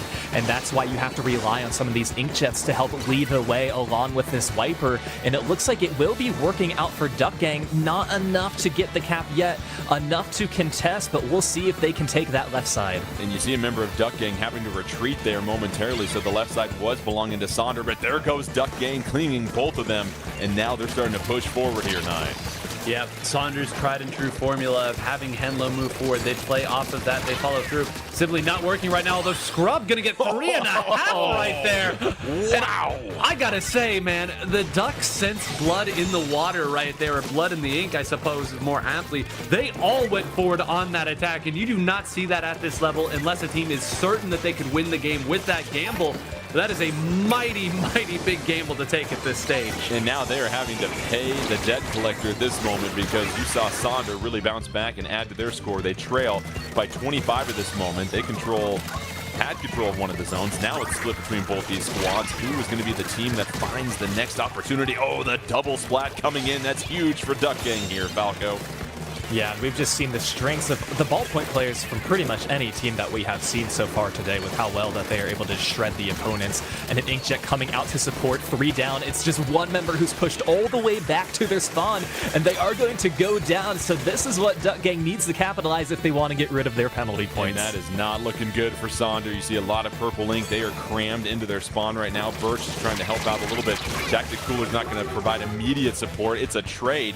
That doesn't help them out at this moment, and all of a sudden, 9, the penalty's gone, and there's just 20 seconds left before Duck Gang can advance. Yep, and to add insult to injury, all the members of Duck Gang were tacticalered up as well, meaning they're going to have more time to fight. Sonder has to dive right at the zone, and hold on, they took out everybody. It's rare that you see a dive at the zone go so convincingly. Usually you have to trade a squid or two for that to happen, but the resilience here, they're holding on. They've got the missiles, they've got their own tacticaler up, and more importantly, they've almost got their own penalty down. If Henlo closes this out cleanly, there's an opportunity to be had. That's a huge development, Falco, because as you said, it looked like they were gone in the water. All of a sudden, the coordinated push forward. Here's Henlo picking up another splat. Can they get a third? Oh, say Henlo to my little friend as there's 30 seconds left. And now Sonder all in control. They've got the momentum. They've got the numbers and the specials here, Falco. Yeah, I know, that's exactly what I was going to say. Still has attentive missiles online, which it looks like they are going to be using now. That is going to help them maybe take the lead. There it is, just at the last second as two players were down on Duck Gang, and it looks like Sonder is staying alive in this set, Jordan. Oh, don't call it a sweep quite yet as Sonder throws the broom out the window. They take a game, and now it's 2-1, and it just felt like Duck Gang was seconds away from the sweep, but Nine, you called it out. The coordinated dive in for the zone, and from that point on, it was some terrific one-on-one play by Henlo. Yes, you get the fist bump anytime you do that. What a turnaround by Sonder right there. Yeah, I said earlier, perhaps foolishly of me to say, that the Sonder formula wasn't really working out, where Henlo dives in, maybe gets one, creates the carnage, and you follow up from there. Henlo said, just stop following me. I'll be the carnage all by myself here at the end, and we will ride that all the way. But one other thing I want to point out about Henlo's gameplay right there, 9 out of 10 players fire those missiles the moment that they get them. But you saw in Falco, you called it out, the watchful eye. Save those missiles until we win the game if the missiles find any value. They did. They played off of Scrub's Inkjet there at the end, because I don't think another set of missiles were going to be built in time, and it allowed Henlo to stay active with the main weapon instead. Just the touch, the class in that sort of scenario. It was magnificent. And Falco, it's interesting. We saw how much Duck Gang was pushing towards the end when they were just 9 seconds away from winning, but it felt like they pushed forward so far they left nobody in the backfield, and that's how it felt like Sonder was able to get behind them, quickly claim the zone. And this is a game where one mistake like that can flip things around completely, and that ended up changing the game totally as Sonder was able to steal it. Yeah, I mean, they were backed up so far on their side, but able to get those one-by-one picks to break in. And again, just how well Sonder was able to cover the entire map, not just your zone in Ink. Whenever you do get a cap, kind of helped save that game for them too. And just knowing, like Nine said, waiting for those missiles to be used at the right moment. Again, most people use them so they can try to get more missiles again towards the end of the match, but just that coordination and that patience helped Sonder get the win. So it's Clam Blitz and Brinewater Springs coming up here. We mentioned before, it's not the largest map at all here, 9. However, makes it fun, makes it fast, I would say furious even. And you look at this here, and now it's just a matter of, you said it last time we saw this stage and mode. There's only one way to get to the basket. And so really the fighting that happens at that juncture, I imagine, is pretty critical to the success of both teams. It's going to be really interesting because the two Tri-Slosher players for these two teams, Henri on the side of Duck Gang and Birch on the side of Sonder, they use different variants of it here, but Henri's variant not only has that high-flying inkjet, but also has the Toxic Mist. So if there was ever a time to bring out your Toxic Mist, you can toss one of those out there and be darn sure that nothing that isn't a special or an inkjet is going to be getting through in order to break through. So I'll be very interested to see if that is indeed what Henri sticks with in this position. And I got to imagine that Sonder, with the way that they lost this map and mode in the last set, certainly knows what their game plan is. They just want to finish it off with a different result. And this is a huge game here, Falco, because if you are Sonder and you pick up this win and force a Game 5, you now can choose any mode you want to for Game 5. You can pick your strength. And so if Sonder can get this one, they're going to take the momentum. If they force a Game 5 Duck Gang, well, they want nothing to do with that at all, as both teams begin the mad sprint to the middle, as always, as they collect their clams. And looking at these loadouts here, Falco, anything worth of note? Yeah, we're going to have missiles on both sides with the Wiper Decos coming out. And we see Enlo already getting some quick ones, and some might be online pretty soon for Duck Gang as well. But take a look at the clams, too, already gathered by Duck Gang, getting 12 in just about 20 seconds in. And now that Inkjet coming out, it looks like Duck Gang is ready to make a push. Just 30 seconds in already, Duck Gang, they have 8 clams, but you saw one of them go down here, so all of a sudden that evens things out on the stage here just a little bit, but the power clam gets passed forward a little bit. They're trying to share the ball here, and the rock goes into the basket at this point, and so the opening strike by Duck Gang, however, 9, they're not going to be able to really follow that up with much. Here comes that Inkjet trying to push forward. Oh, but through the back door, they do. They score a couple here, 9. Yeah, but more importantly, they have the threat still up. Look at the positioning of Zenith there. You are not going to be able to walk forward into that ballpoint Splatling. Meanwhile, all the other members are simply sitting where they need to. We talked about the Toxic Mist for a defensive special. It's being used on offense right now. The threat is not yet gone. Zenith cycled a second Inkjet. Partway through, they're going to be able to jump to that if they so choose. Drifty not even needing to jump. Jordan, what is going on? You see Toast on the right trying to make through. The crab comes out, but it can't do anything. It is a seafood free-for-all at this point as Duck Gang trying to get the KO on the opening push. They've got 3 more clams. It won't be enough. They're trying to get there in a hurry. I don't think they can get there. Finally shut off by Sonder, but my goodness, you talk about an opening push there, Falco. It almost doesn't get any better than that. No, and that basket was open for, I don't know, 40, 45, 50 seconds at that moment. And I can tell you from Sonder's point of view, that is going to be the longest 50 seconds that they will have in this entire game. But like Nine said, getting those double inkjets coming out and using the Toxic Miss as an offensive weapon, that just shows the next level of skill. 46-point penalty, though, so it's going to take a lot of points here for Duck Gang just to chop into that. So that's going to buy some time for Sonder. However, you see it right there, 8 to 100. Tactic Cooler comes out, and already Duck Gang trying to scurry about. Inkjet coming out for Henry, but down goes Henry, and now it's 3-2, and an opportunity for Sonder here, 9. Yeah, they're going to need to get the most of it. Not taking out Zenith there could be a big bite. Remember, Zenith, the player on that ballpoint Splatling who really broke open that push and gave it the long-term viability that you would like to see. Now instead, they're probably going to have to build a couple specials of their own to get through. That is their own ballpoint that was gone mid-inkjet, so you're going to see a lot of what you see right now, which is them shuffling about, having to retreat back. Did not go the way they wanted to from the get-go. Toast retreating with that power clam. Just over 2 minutes left here. Sonder has yet to been able to break the basket once. And just like that, Duck Gang again is threatening. They chop into that penalty. Inkjet coming out. And they're going to force some of the members of Sonder to wait. That crab finally able to come down just a little bit. But down goes the power clam for Sonder. Duck Gang still. They've got a little bit of time left. But 3 of their members go down. And Falco, that'll kind of stabilize things for Sonder. Yeah, we'll stabilize and maybe give them a little bit more momentum too, as it looks like Henlo is trying to chase down one of the remaining members of Duck Gang. And Sonder needs to talk about a pick for the edge zap, but Sonder needs to take advantage of this opportunity. And it looks like it's not being presented to them just yet, even though they do have a slight player advantage. Getting your footing together and coordinating your specials is really how you want to push towards a basket. Well, 9, you see it right there in the situation for Sonder. It's like the A's. Trades aren't going to help them right now. And so now they just need to find a way to get the advantage and pick up some of these one-on-ones, and it's just Duck Gang right there seeking them out. Here's an opportunity. They haven't been this close yet here, 9. No, and they would have loved to have another shot there on Red Shell, who managed to escape and will make them pay for it as well. Finally, Red Shell goes down, but look how long it took for them to take out that one player. Way too long. Everyone else is able to crash in, and I feel like I'm seeing the same thing on every single Sonder push. There's 1 or 2 players, they throw a couple specials at them, they can't close the deal, and they pay the ultimate price. Under 50 seconds left. Sonder hasn't even sniffed the basket at this point, and so they've got to continue to hustle. Duck Gang, they're looking for the KO. Inkjet comes out. Red Shell's doing a fine job of avoiding that. Retreats out of there as Toast applies a little bit of pressure. Toast trying to hide below. Gets a little bit of help from the Inkjet, but down they go. And now with 30 seconds left, it's a 4-2 advantage for Duck Gang. They want the win here, Falco. They want no doubts about it. Yeah, and it looks like they might be in a position to do so with just 2 more clams in order to get this win, and Drifty and Henry are there to seal the deal. So it looks like Duck Gang will be the team who is moving on to our next match. Duck Gang, they had a scare in the previous game from Sonder, but they were absolutely dominant. A shutout knockout in Game 4.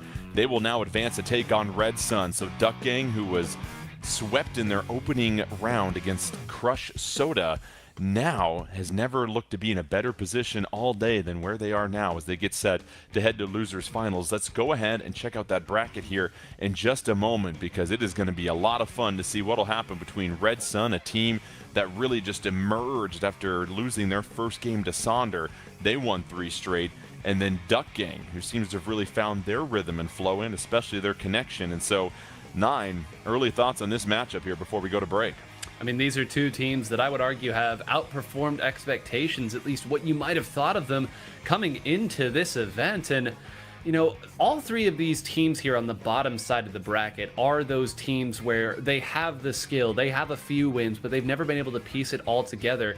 And what a golden opportunity this is for the final 3 teams that you have to be teams that are of your level, that have achieved similar heights to you, and also use very similar comps. It's rare to get this type of opportunity, and it's going to be such a great final match for that final ticket. You said it well. Whoever makes it through, it'll be momentous for either Red Sun or Duck Gang. gang. Don't miss it when we come back. Losers finals of the Splatoon 3 Championship 2023 qualifier when we return.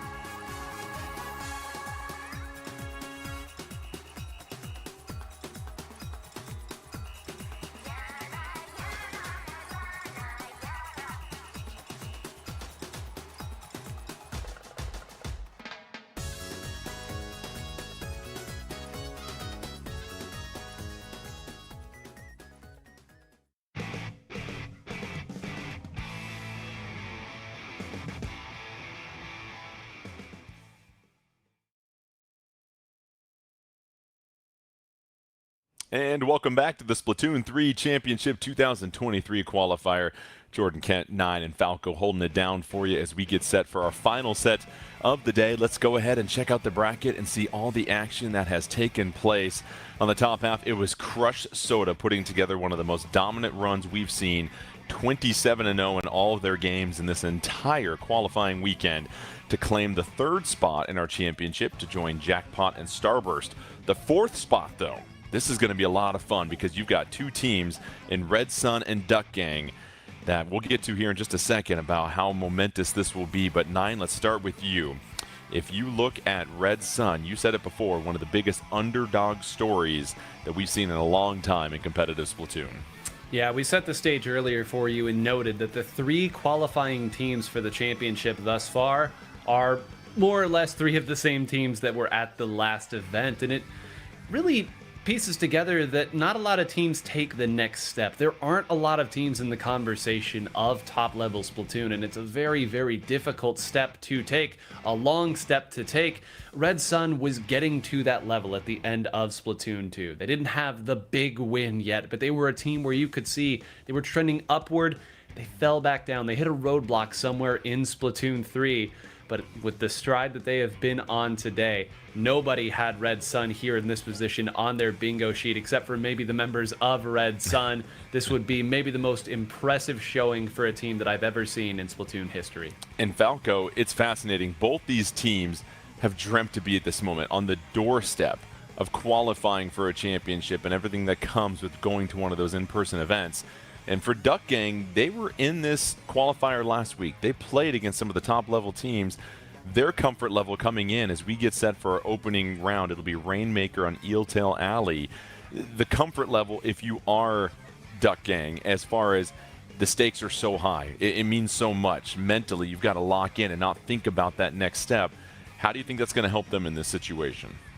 Yeah, you know, I'm not really sure if they're reflecting on what they have done in the past week, because this week is in the moment for what they need to do moving forward. But of course, they faced some very tough opponents last week. You know, we talk about the teams that were in that bracket, Starburst, Jackpot, both of them moving on. And with a team just like Duck Gang, I mean, they are ready to take on what are the underdogs of Red Sun. All right, so you look at Red Sun and their makeup. Let's start with this first matchup here. Rainmaker, Eeltail Alley. We've seen this a handful of times here today, 9. If you're Red Sun, how are you approaching it this time around? Well, this was the map and mode where you looked the shakiest in your last set. We, of course, noted that they came roaring back with kind of a reverse sweep, almost winning 3 consecutive games against Sonder. This was the one where we were a little confused here. So on their side, if they open the game patient this time again, I think we can say, well, this is the game plan. They are going to live with it for as long as they can. They're going to wait for the opportunity to show themselves. But as we've noted, Duck Gang, very, very, very tricky. Not going to have a lot of straightforward push attempts against the team this crafty. And that's what's really stood out about Duck Gang here, Falco, is the fact that they played a lot more consistent in their last set against Sonder. It felt like Sonder really had to just continue to fight the entire time, and that Duck Gang was always applying that pressure except for one game that they dropped. So here we go. Our final spot, Duck Gang versus Red Sun. Eeltail Alley Rainmakers, they both make their way to the middle of the map where you see that Rainmaker. Let's go ahead and talk about these loadouts here, Falco. Yeah, of course, we see the Wiper Gecko on both sides with the beacons and the Tenta missiles. Not much has changed for really either of these teams. Red Sun and Duck Gang once again bringing out the Tacticoolers, giving them a little bit of extra strength. Let's look at Red Shell right now, just trying to build up that special for the missiles, of course, and that displacement's going to be so huge along with the Tacticooler, able to get all 4 members of Duck Gang in their sights. But here we go, Red Sun able to stay alive at this point. Here's Beam getting the nice pickup right there, 9. Yeah, great movement, but look at this now. Drifty is attacked. It's so funny when you have teams that are so similar. How they open the game, the sloshing machine nerfs there, making it very difficult in that 1v1. The members of Red Sun spawn just in time thanks to their own Tacticooler to move through. They would love to hold this first checkpoint, and for the time being, they've done just that. Well, they fall just short, unfortunately, of that checkpoint. You see the Rainmaker spawning right at the base of it, and that was a huge issue last time for one of these teams on Eeltail Alley. Was the difference as far as gobbling up a little bit of time during a wipeout. So far, here's Krim. Sounds like they're going to just let that Rainmaker reset as they push forward. Krim trying to chase a member of Duck Gang down, but down they go themselves. That's excellent cover right there by Duck Gang.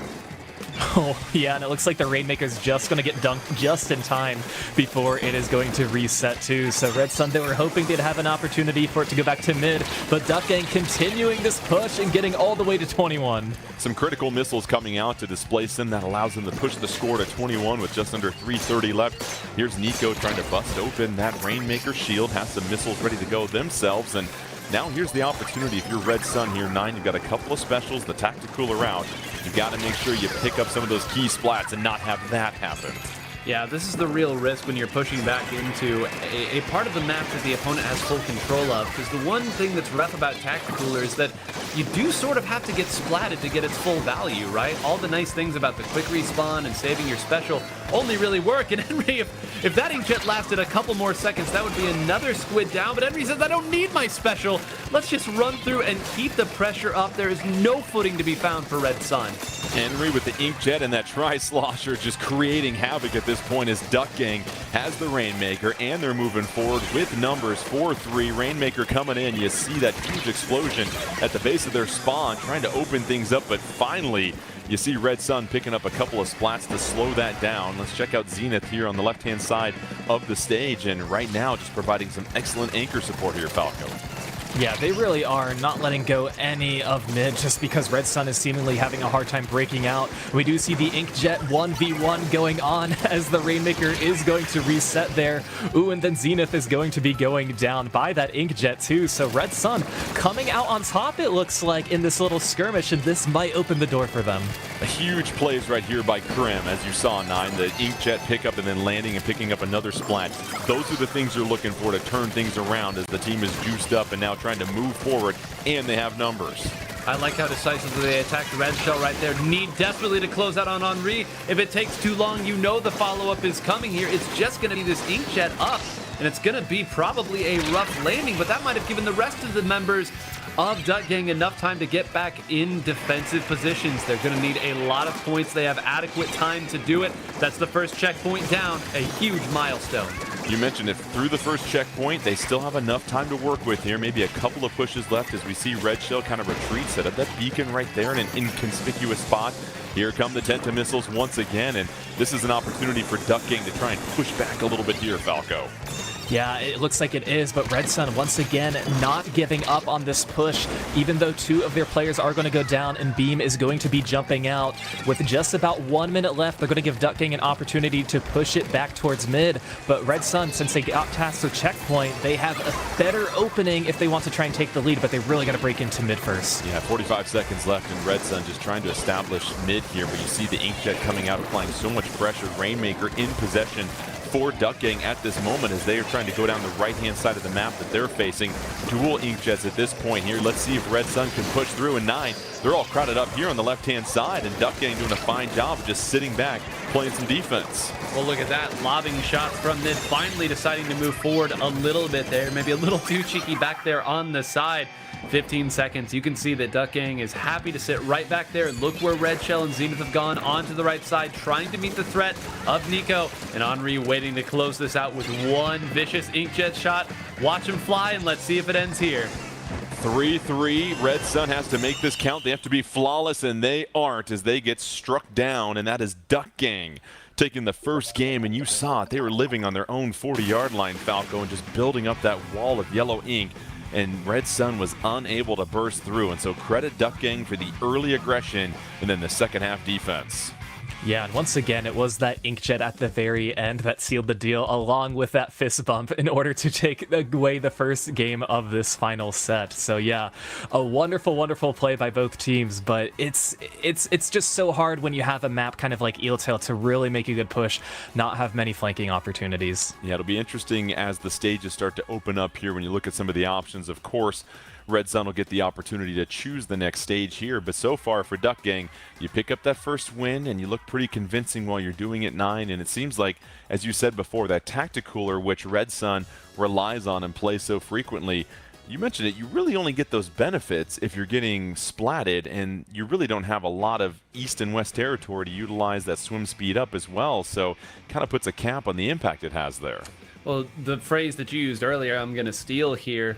Oakland A's can't make a trade here. You can't be having these trades in that spot when you're playing against another team that's running Tacticooler. Of course, in the heat of the moment, it can change up a little bit, but you know that you're going to be playing into a Tacticooler, so some of those benefits, maybe not as strong as they would be if the other team was composed differently. All right, Falco. Tower control, Hagglefish Market. Seen this one as well, too, and we've talked about that first checkpoint where the tent is. That's a critical point to try and clear here. Duck Gang had a lot of success here as well, too. We saw them really fortify what they were doing. Of course, for Red Sun, they were successful here as well, so it'll be fascinating to see their approach. Let's start with Red Sun. You've got tower control, the way they like to play things. How does it pair with this mode and stage? Yeah, well, you know, I'm trying to think, since they have been running very similar comps to their opponents, it's really a battle of how you can position, I'm going to say the Inkjets, really, because those are the primary use specials that are being pushed forward. But, you know, maybe a crab could come in handy or two on this map, just because we do know it as kind of a crab map as well. But I think since both of these teams are kind of married to their comps and not really changing up anything, it's once again going to be a head-to-head battle. In 9, we see the Inkjets play such a role for both teams, but really that frontliner. We've seen Nico really go off, and that's busted things open for Red Sun. And then, of course, for Duck Gang, what are you going to get from Henri or anybody else in those supportive roles? How important is that frontline play for both teams as you look at tower control and how much they want to rely on these Inkjets?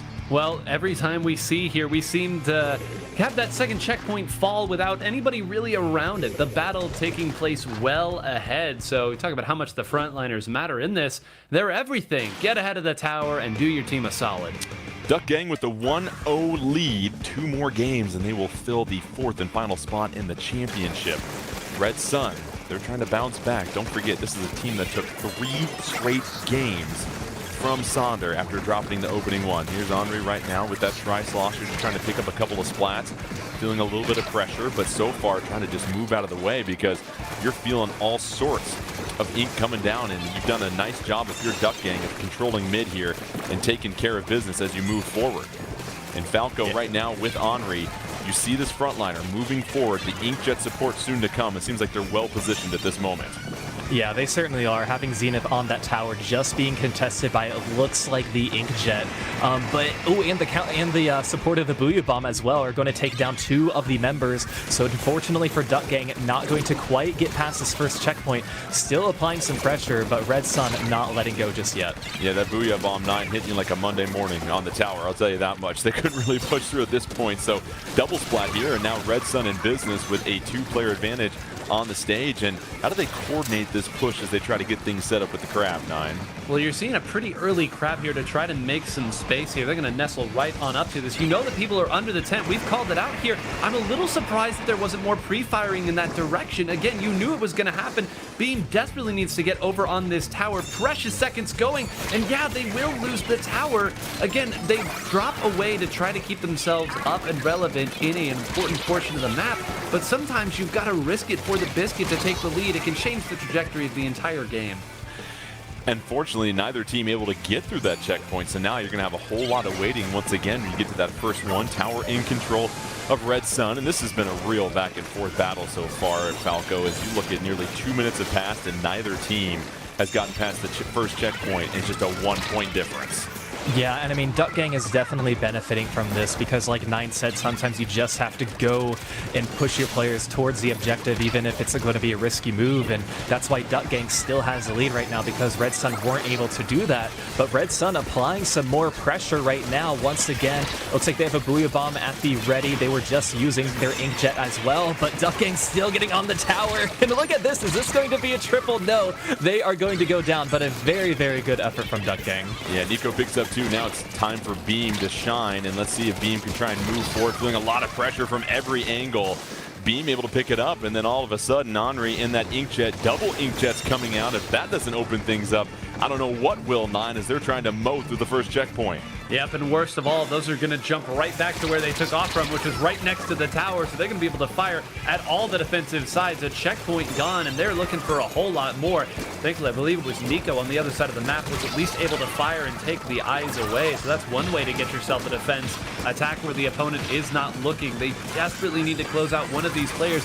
You saw how much of a menace Red Shell could be single-handedly in that last portion. As long as Red Shell is up, you know you're going to have to fight through a pest.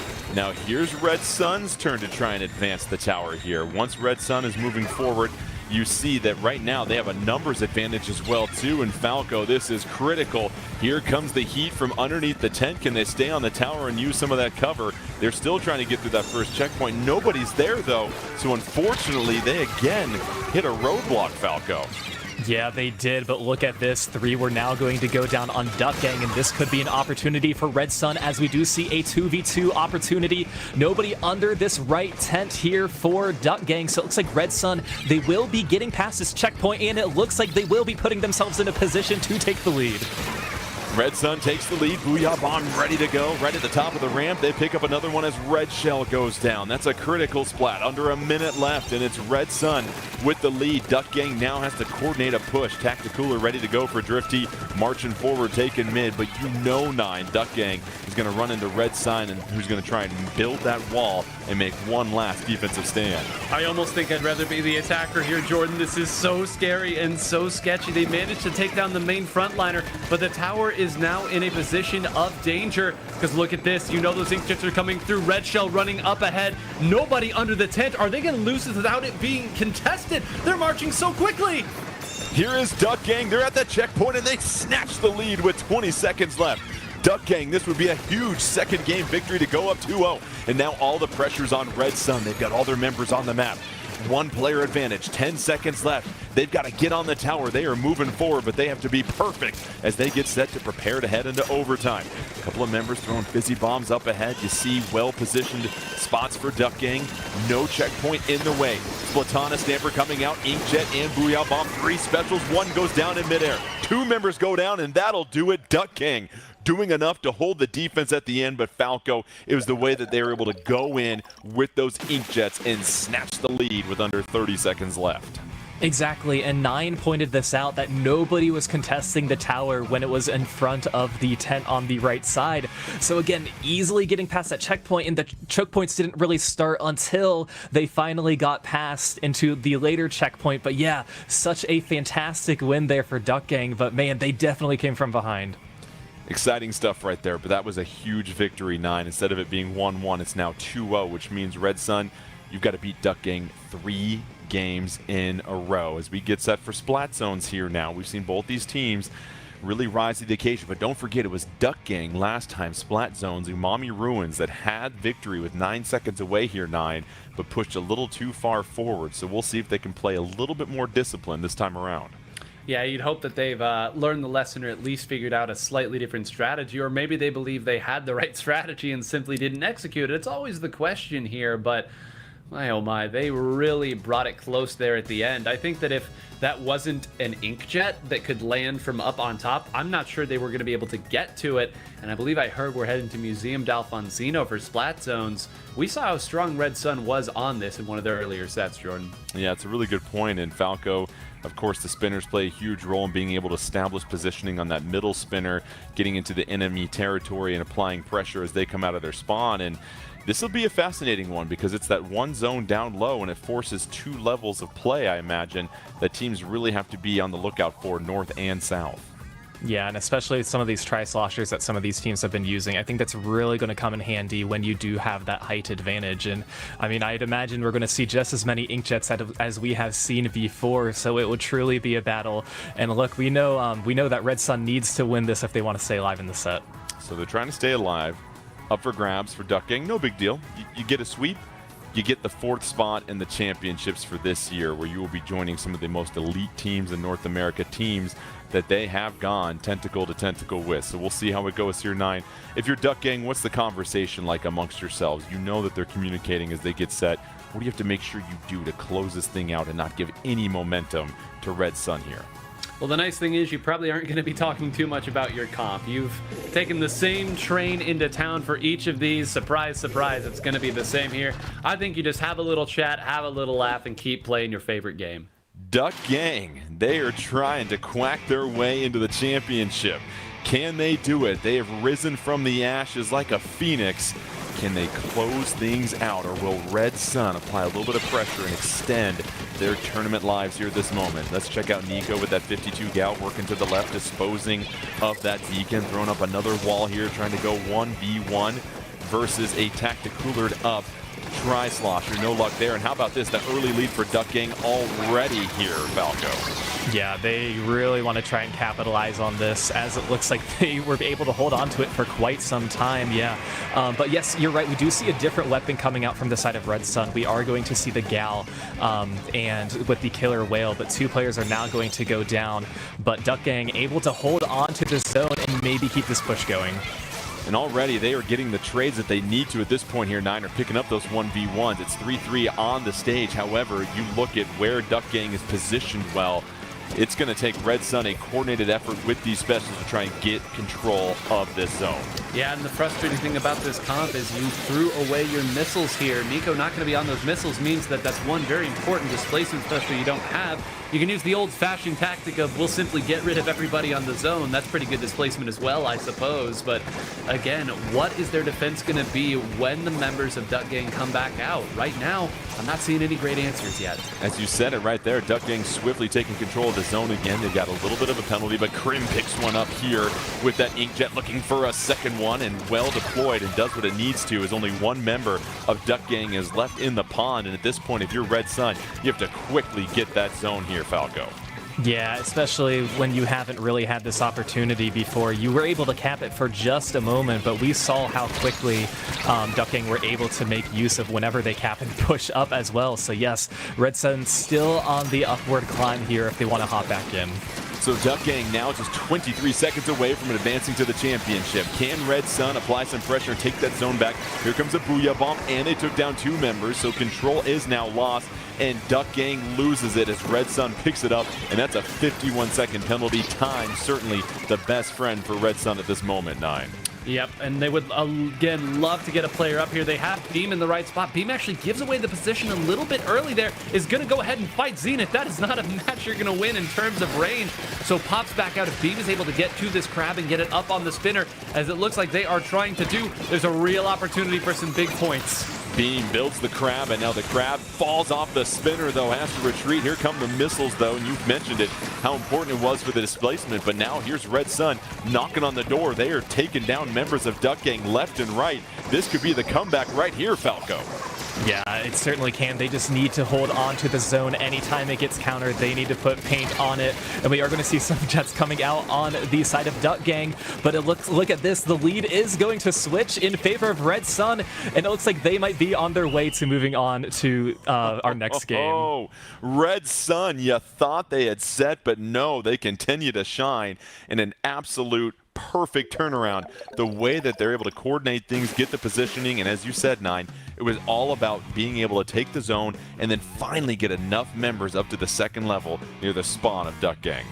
Yep, it's the formula that has worked. It's algorithmic. You have somebody go up and attack. Part of the reason why you switch to that 52 gal is it's another forward-playing member who can attack. Once you do that, you bring in the crab tank to fire at long range, and then you follow that up with an inkjet. Even the best players are going to fall prey to it as well.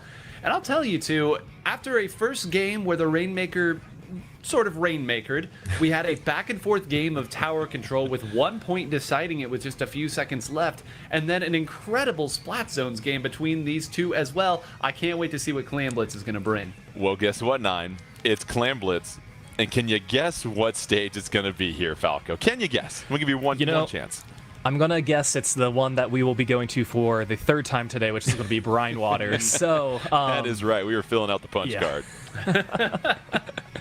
As we look at Brine Water Springs Clan Blitz, we've seen it before. There's only one way to get in, but we saw how effective, and 9 pointed it out here for you, Falco. The Toxic Mist was used offensively last time because the team was able to really get to the basket and then sort of set up a blockade of that stinky mist to keep teams out. Yeah, and that's something I love to see, and just again shows the next level steps of what we need to do when we're making a push and making a lockout, and not just kind of defending by the basket, but what steps can we take beyond that. And I love too the coordination that we had seen about having which players are going to push up user specials and which players are going to gather clams. All of that is another thing that takes them to the next level. Yeah, use some miss, clear out some space, and continue to feed. That's my uncle's strategy at Thanksgiving. All right, here we go. Game 4 here. You've got Duck Gang and Red Sun. Can Red Sun take out another game and force a Game 5? That would completely change the momentum. But 9, don't forget, Duck Gang was in this situation last series, and they closed things out in decisive fashion right here in Bryan Water Springs. Yep, you can see exactly why they came back here. I want to point out Nico once again is going over to the 52 gal, so Nico's saying being a distraction is nice. Being able to fight and take out the opponent in front of me might be even better. So far, it is in control Red Sun, who's got momentum here, and thank goodness for this tacticooler slowing things down a little bit. The pace of play has shifted. Certainly has. The Tenta missiles will displace Red Sun just a little bit. That allows Red Shell to move forward, throwing up a little bit of blockade with that miss, trying to back up Tri-Slosher with a little bit of support from behind. Red Shell trying to flank here to the left. Down goes one of their members. Now they are outnumbered in enemy territory. Red Sun a 2v1 versus Red Shell, trying to fight them. And let's see if they can get any key picks. Inkjet coming in for support, just trying to find a little bit of space here. Falco, and they sneak through and get the completion. Yeah, barely being able to sneak through, but I love the patience there from Duck Gang of knowing when to attack, and that's what's going to follow up a few clams, getting all the way down to 62 at this moment, with only having 2 of their players alive, but 2 on the side of Red Sun as well. Not really an opportunity for them to follow up from here, but it looks like they're going to be ending at 62, so they can't be too disappointed with that push. And 9, I heard the gasp. What did you see during that whole transaction? Well, I just thought that Henry was about to completely rip that game open, was almost able to get 3 players there. That certainly would have given them time to keep the basket open, but Red Sun's resilience is unbelievable. They almost always give up the first push to the opposing team, but it's never a game-winning push. They give themselves more and more opportunities, and now with 2 down and a little momentum going here, if they can get the right special with a power clam, suddenly we're looking at a different ball game. Here's Nico pinned down on the grates, can't swim out of the way. Killer Whale comes out just in time to provide a little bit of support, but oh, you see the Tri-Slosher raining down over the barrier. That's what it does to you, Falco, as Duck Gang picks up a couple of key splats and doesn't allow Red Sun to get any points on the board. Yeah, and now they can be in a position where they hopefully wanted to be in during this entire game, which is, kind of get a little bit of a lead, control mid, just wait for Red Sun to come to them, so Duck Gang can play the defensive game. But with 2 of their players, 3 of their players going down now, it looks like Red Sun might have an opportunity with that Booyah Bomb, but no, they are still being shut down by members of Duck Gang. Let's see if Red Sun can get a score, but you see all the pressure that's coming down and having to fight through that miss there, 9. You mentioned it's such a powerful defensive tool, especially on this stage. Well, and I want to point out this whole defense was only opened up because Zenith was willing to trade with the power clam carrier. That completely changed the dynamic of this attack, because then 2 members had to go back to reclaim that power clam. It let them get the toxic mist out. It's the little stuff, Jordan. Those little details are what could lead Duck Gang to the championships here. They're ahead at this moment, just 2 minutes left, but it's not a safe lead. All it takes is 2 power clams from Red Sun, and they'll be right back in the driver's seat with the lead, trying to force a Game 5. Both these teams, they are plucky fan favorites trying to accomplish something they've been dreaming of, trying to get to the championships. Basket's open, though. Here's a huge opportunity, but it looks like Red Sun has done an excellent job of sending it right back in Duck Gang's direction here, Falco. Yeah, I like what Henry was trying to do, which was give up their power claim so they could push with the Inkjet, but unfortunately for them, members of Red Sun were quick to spot that, which allowed them to not make that push, as we see Beam go for a little bit of a swim here and is going to have to respawn. But now Duck Gang capitalizing on that with getting a delay to wipe and another push. And 9, that was huge by Nico to go toe-to-toe with the crab and send it sinking with the fishes, and now you see how Duck Gang's trying to capitalize on that victory right there. Yeah, Red Shell, one of the very best with these weapons. And here we go. This is another score. And I said they haven't opened the door in a big way. This could be the big way. Now they've got the setup. This is the setup and the formula that puts Sonder out of the event. Zenith wins the 1v1 in the ballpoint. Can they swim another one over in time? No, saved by the bell. we enter the final minute of the game. Red Sun still has a chance to fight, but it is going to be a mountain to get through. It certainly will. They will have to deploy everything and do it flawlessly at this point. We see Nico continuing to dance with that crab, and now the crab is forced to just play more of a defensive effort. That's not going to help you when you're trailing by 61 points. Red Sun gonna have to move forward, but down goes a member for them. Now it's 3-2 advantage Red Sun, but under 30 seconds left here, Falco. They are not playing enough offense at the moment. No, not at the moment, and this is where your idea is going to kind of change a little bit, because you know you only have one opportunity to score, and it better be one that you can get down past that 39 mark. But right now, Red Sun is not really in an opportunity to do that, as Duck Gang is getting closer and closer to their basket, getting ready to score. Can they do it in these last 5 seconds? There's still a power claim ready, and they're going to score. Need one follow-up to seal the deal, and it looks like that is going to happen. The wipeout for Duck Gang, and they will be flying to the championships. They get the 3-1 victory in this series over Red Sun, and how about that? A fan favorite that stole our hearts as we sat at the bench and watched them do what they could in the pond last week. But now they have grown up and they are headed to the championship to wrestle with the big boys, as Duck Gang able to show a lot of teams here in North America 9. If you're just resilient and stick with it, you can find an opportunity like they had today and make a lot of those dreams come true and find your way to the championship. Well done by them.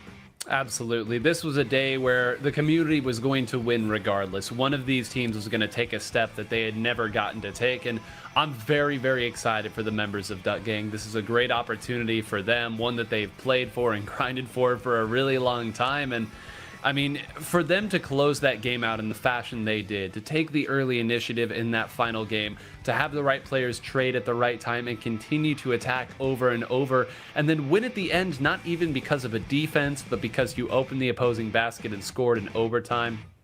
Lovely. Beautiful thing, isn't it? Let's go ahead and check out the final bracket for the day as we close out our second qualifying event. And now we have our 4 teams. It is Crush Soda and Duck Gang making their way through today. They will join Jackpot and Starburst in the 2023 championships. Huge shout out though to Red Sun and Sonder. Great to see a lot of these teams continue to find themselves in these championship qualifiers. It's great to see all these names, and you know, of Splatoon 3 and some of these few to see with how well these Yeah, Jordan, this was an incredible show here. I'm glad that you brought it out. Falco, I mean, we don't get to watch Splatoon at this level too often. And again, between these two tier of teams being able to do it as well, I mean, what are your thoughts on the action that we saw today? You know, it is really incredible, and I think we kind of like see many different storylines that all kind of have a very similar background. I mean, you know, we have Crush Soda might be the exception of running this entire tournament undefeated, but you know, we talked about the Red Sun, the Duck Gang, you know, head-to-head battle with kind of having an underdog story and then a redemption arc as well. So again, kind of as Jordan said, all of these teams really have to be proud of themselves. All right. I was getting a little too excited there. Just the fact that Duck Gang made it. You know, I have such an affinity for ducks. I was breaking up right there because I couldn't believe the excitement. But it's awesome to see them there. Of course, big shout out to all of our teams that were here. And huge thanks to our production team here. 9, Falco, always a pleasure working with you guys. And for all of you tuning in, we appreciate it as always. Don't forget to keep it tuned in to Nintendo Versus for more fun, competitive Nintendo action. From all of us here, thanks again for joining us. Our 4 teams are set for the championship. We can't wait to see them duke it out later this year. Have a wonderful weekend.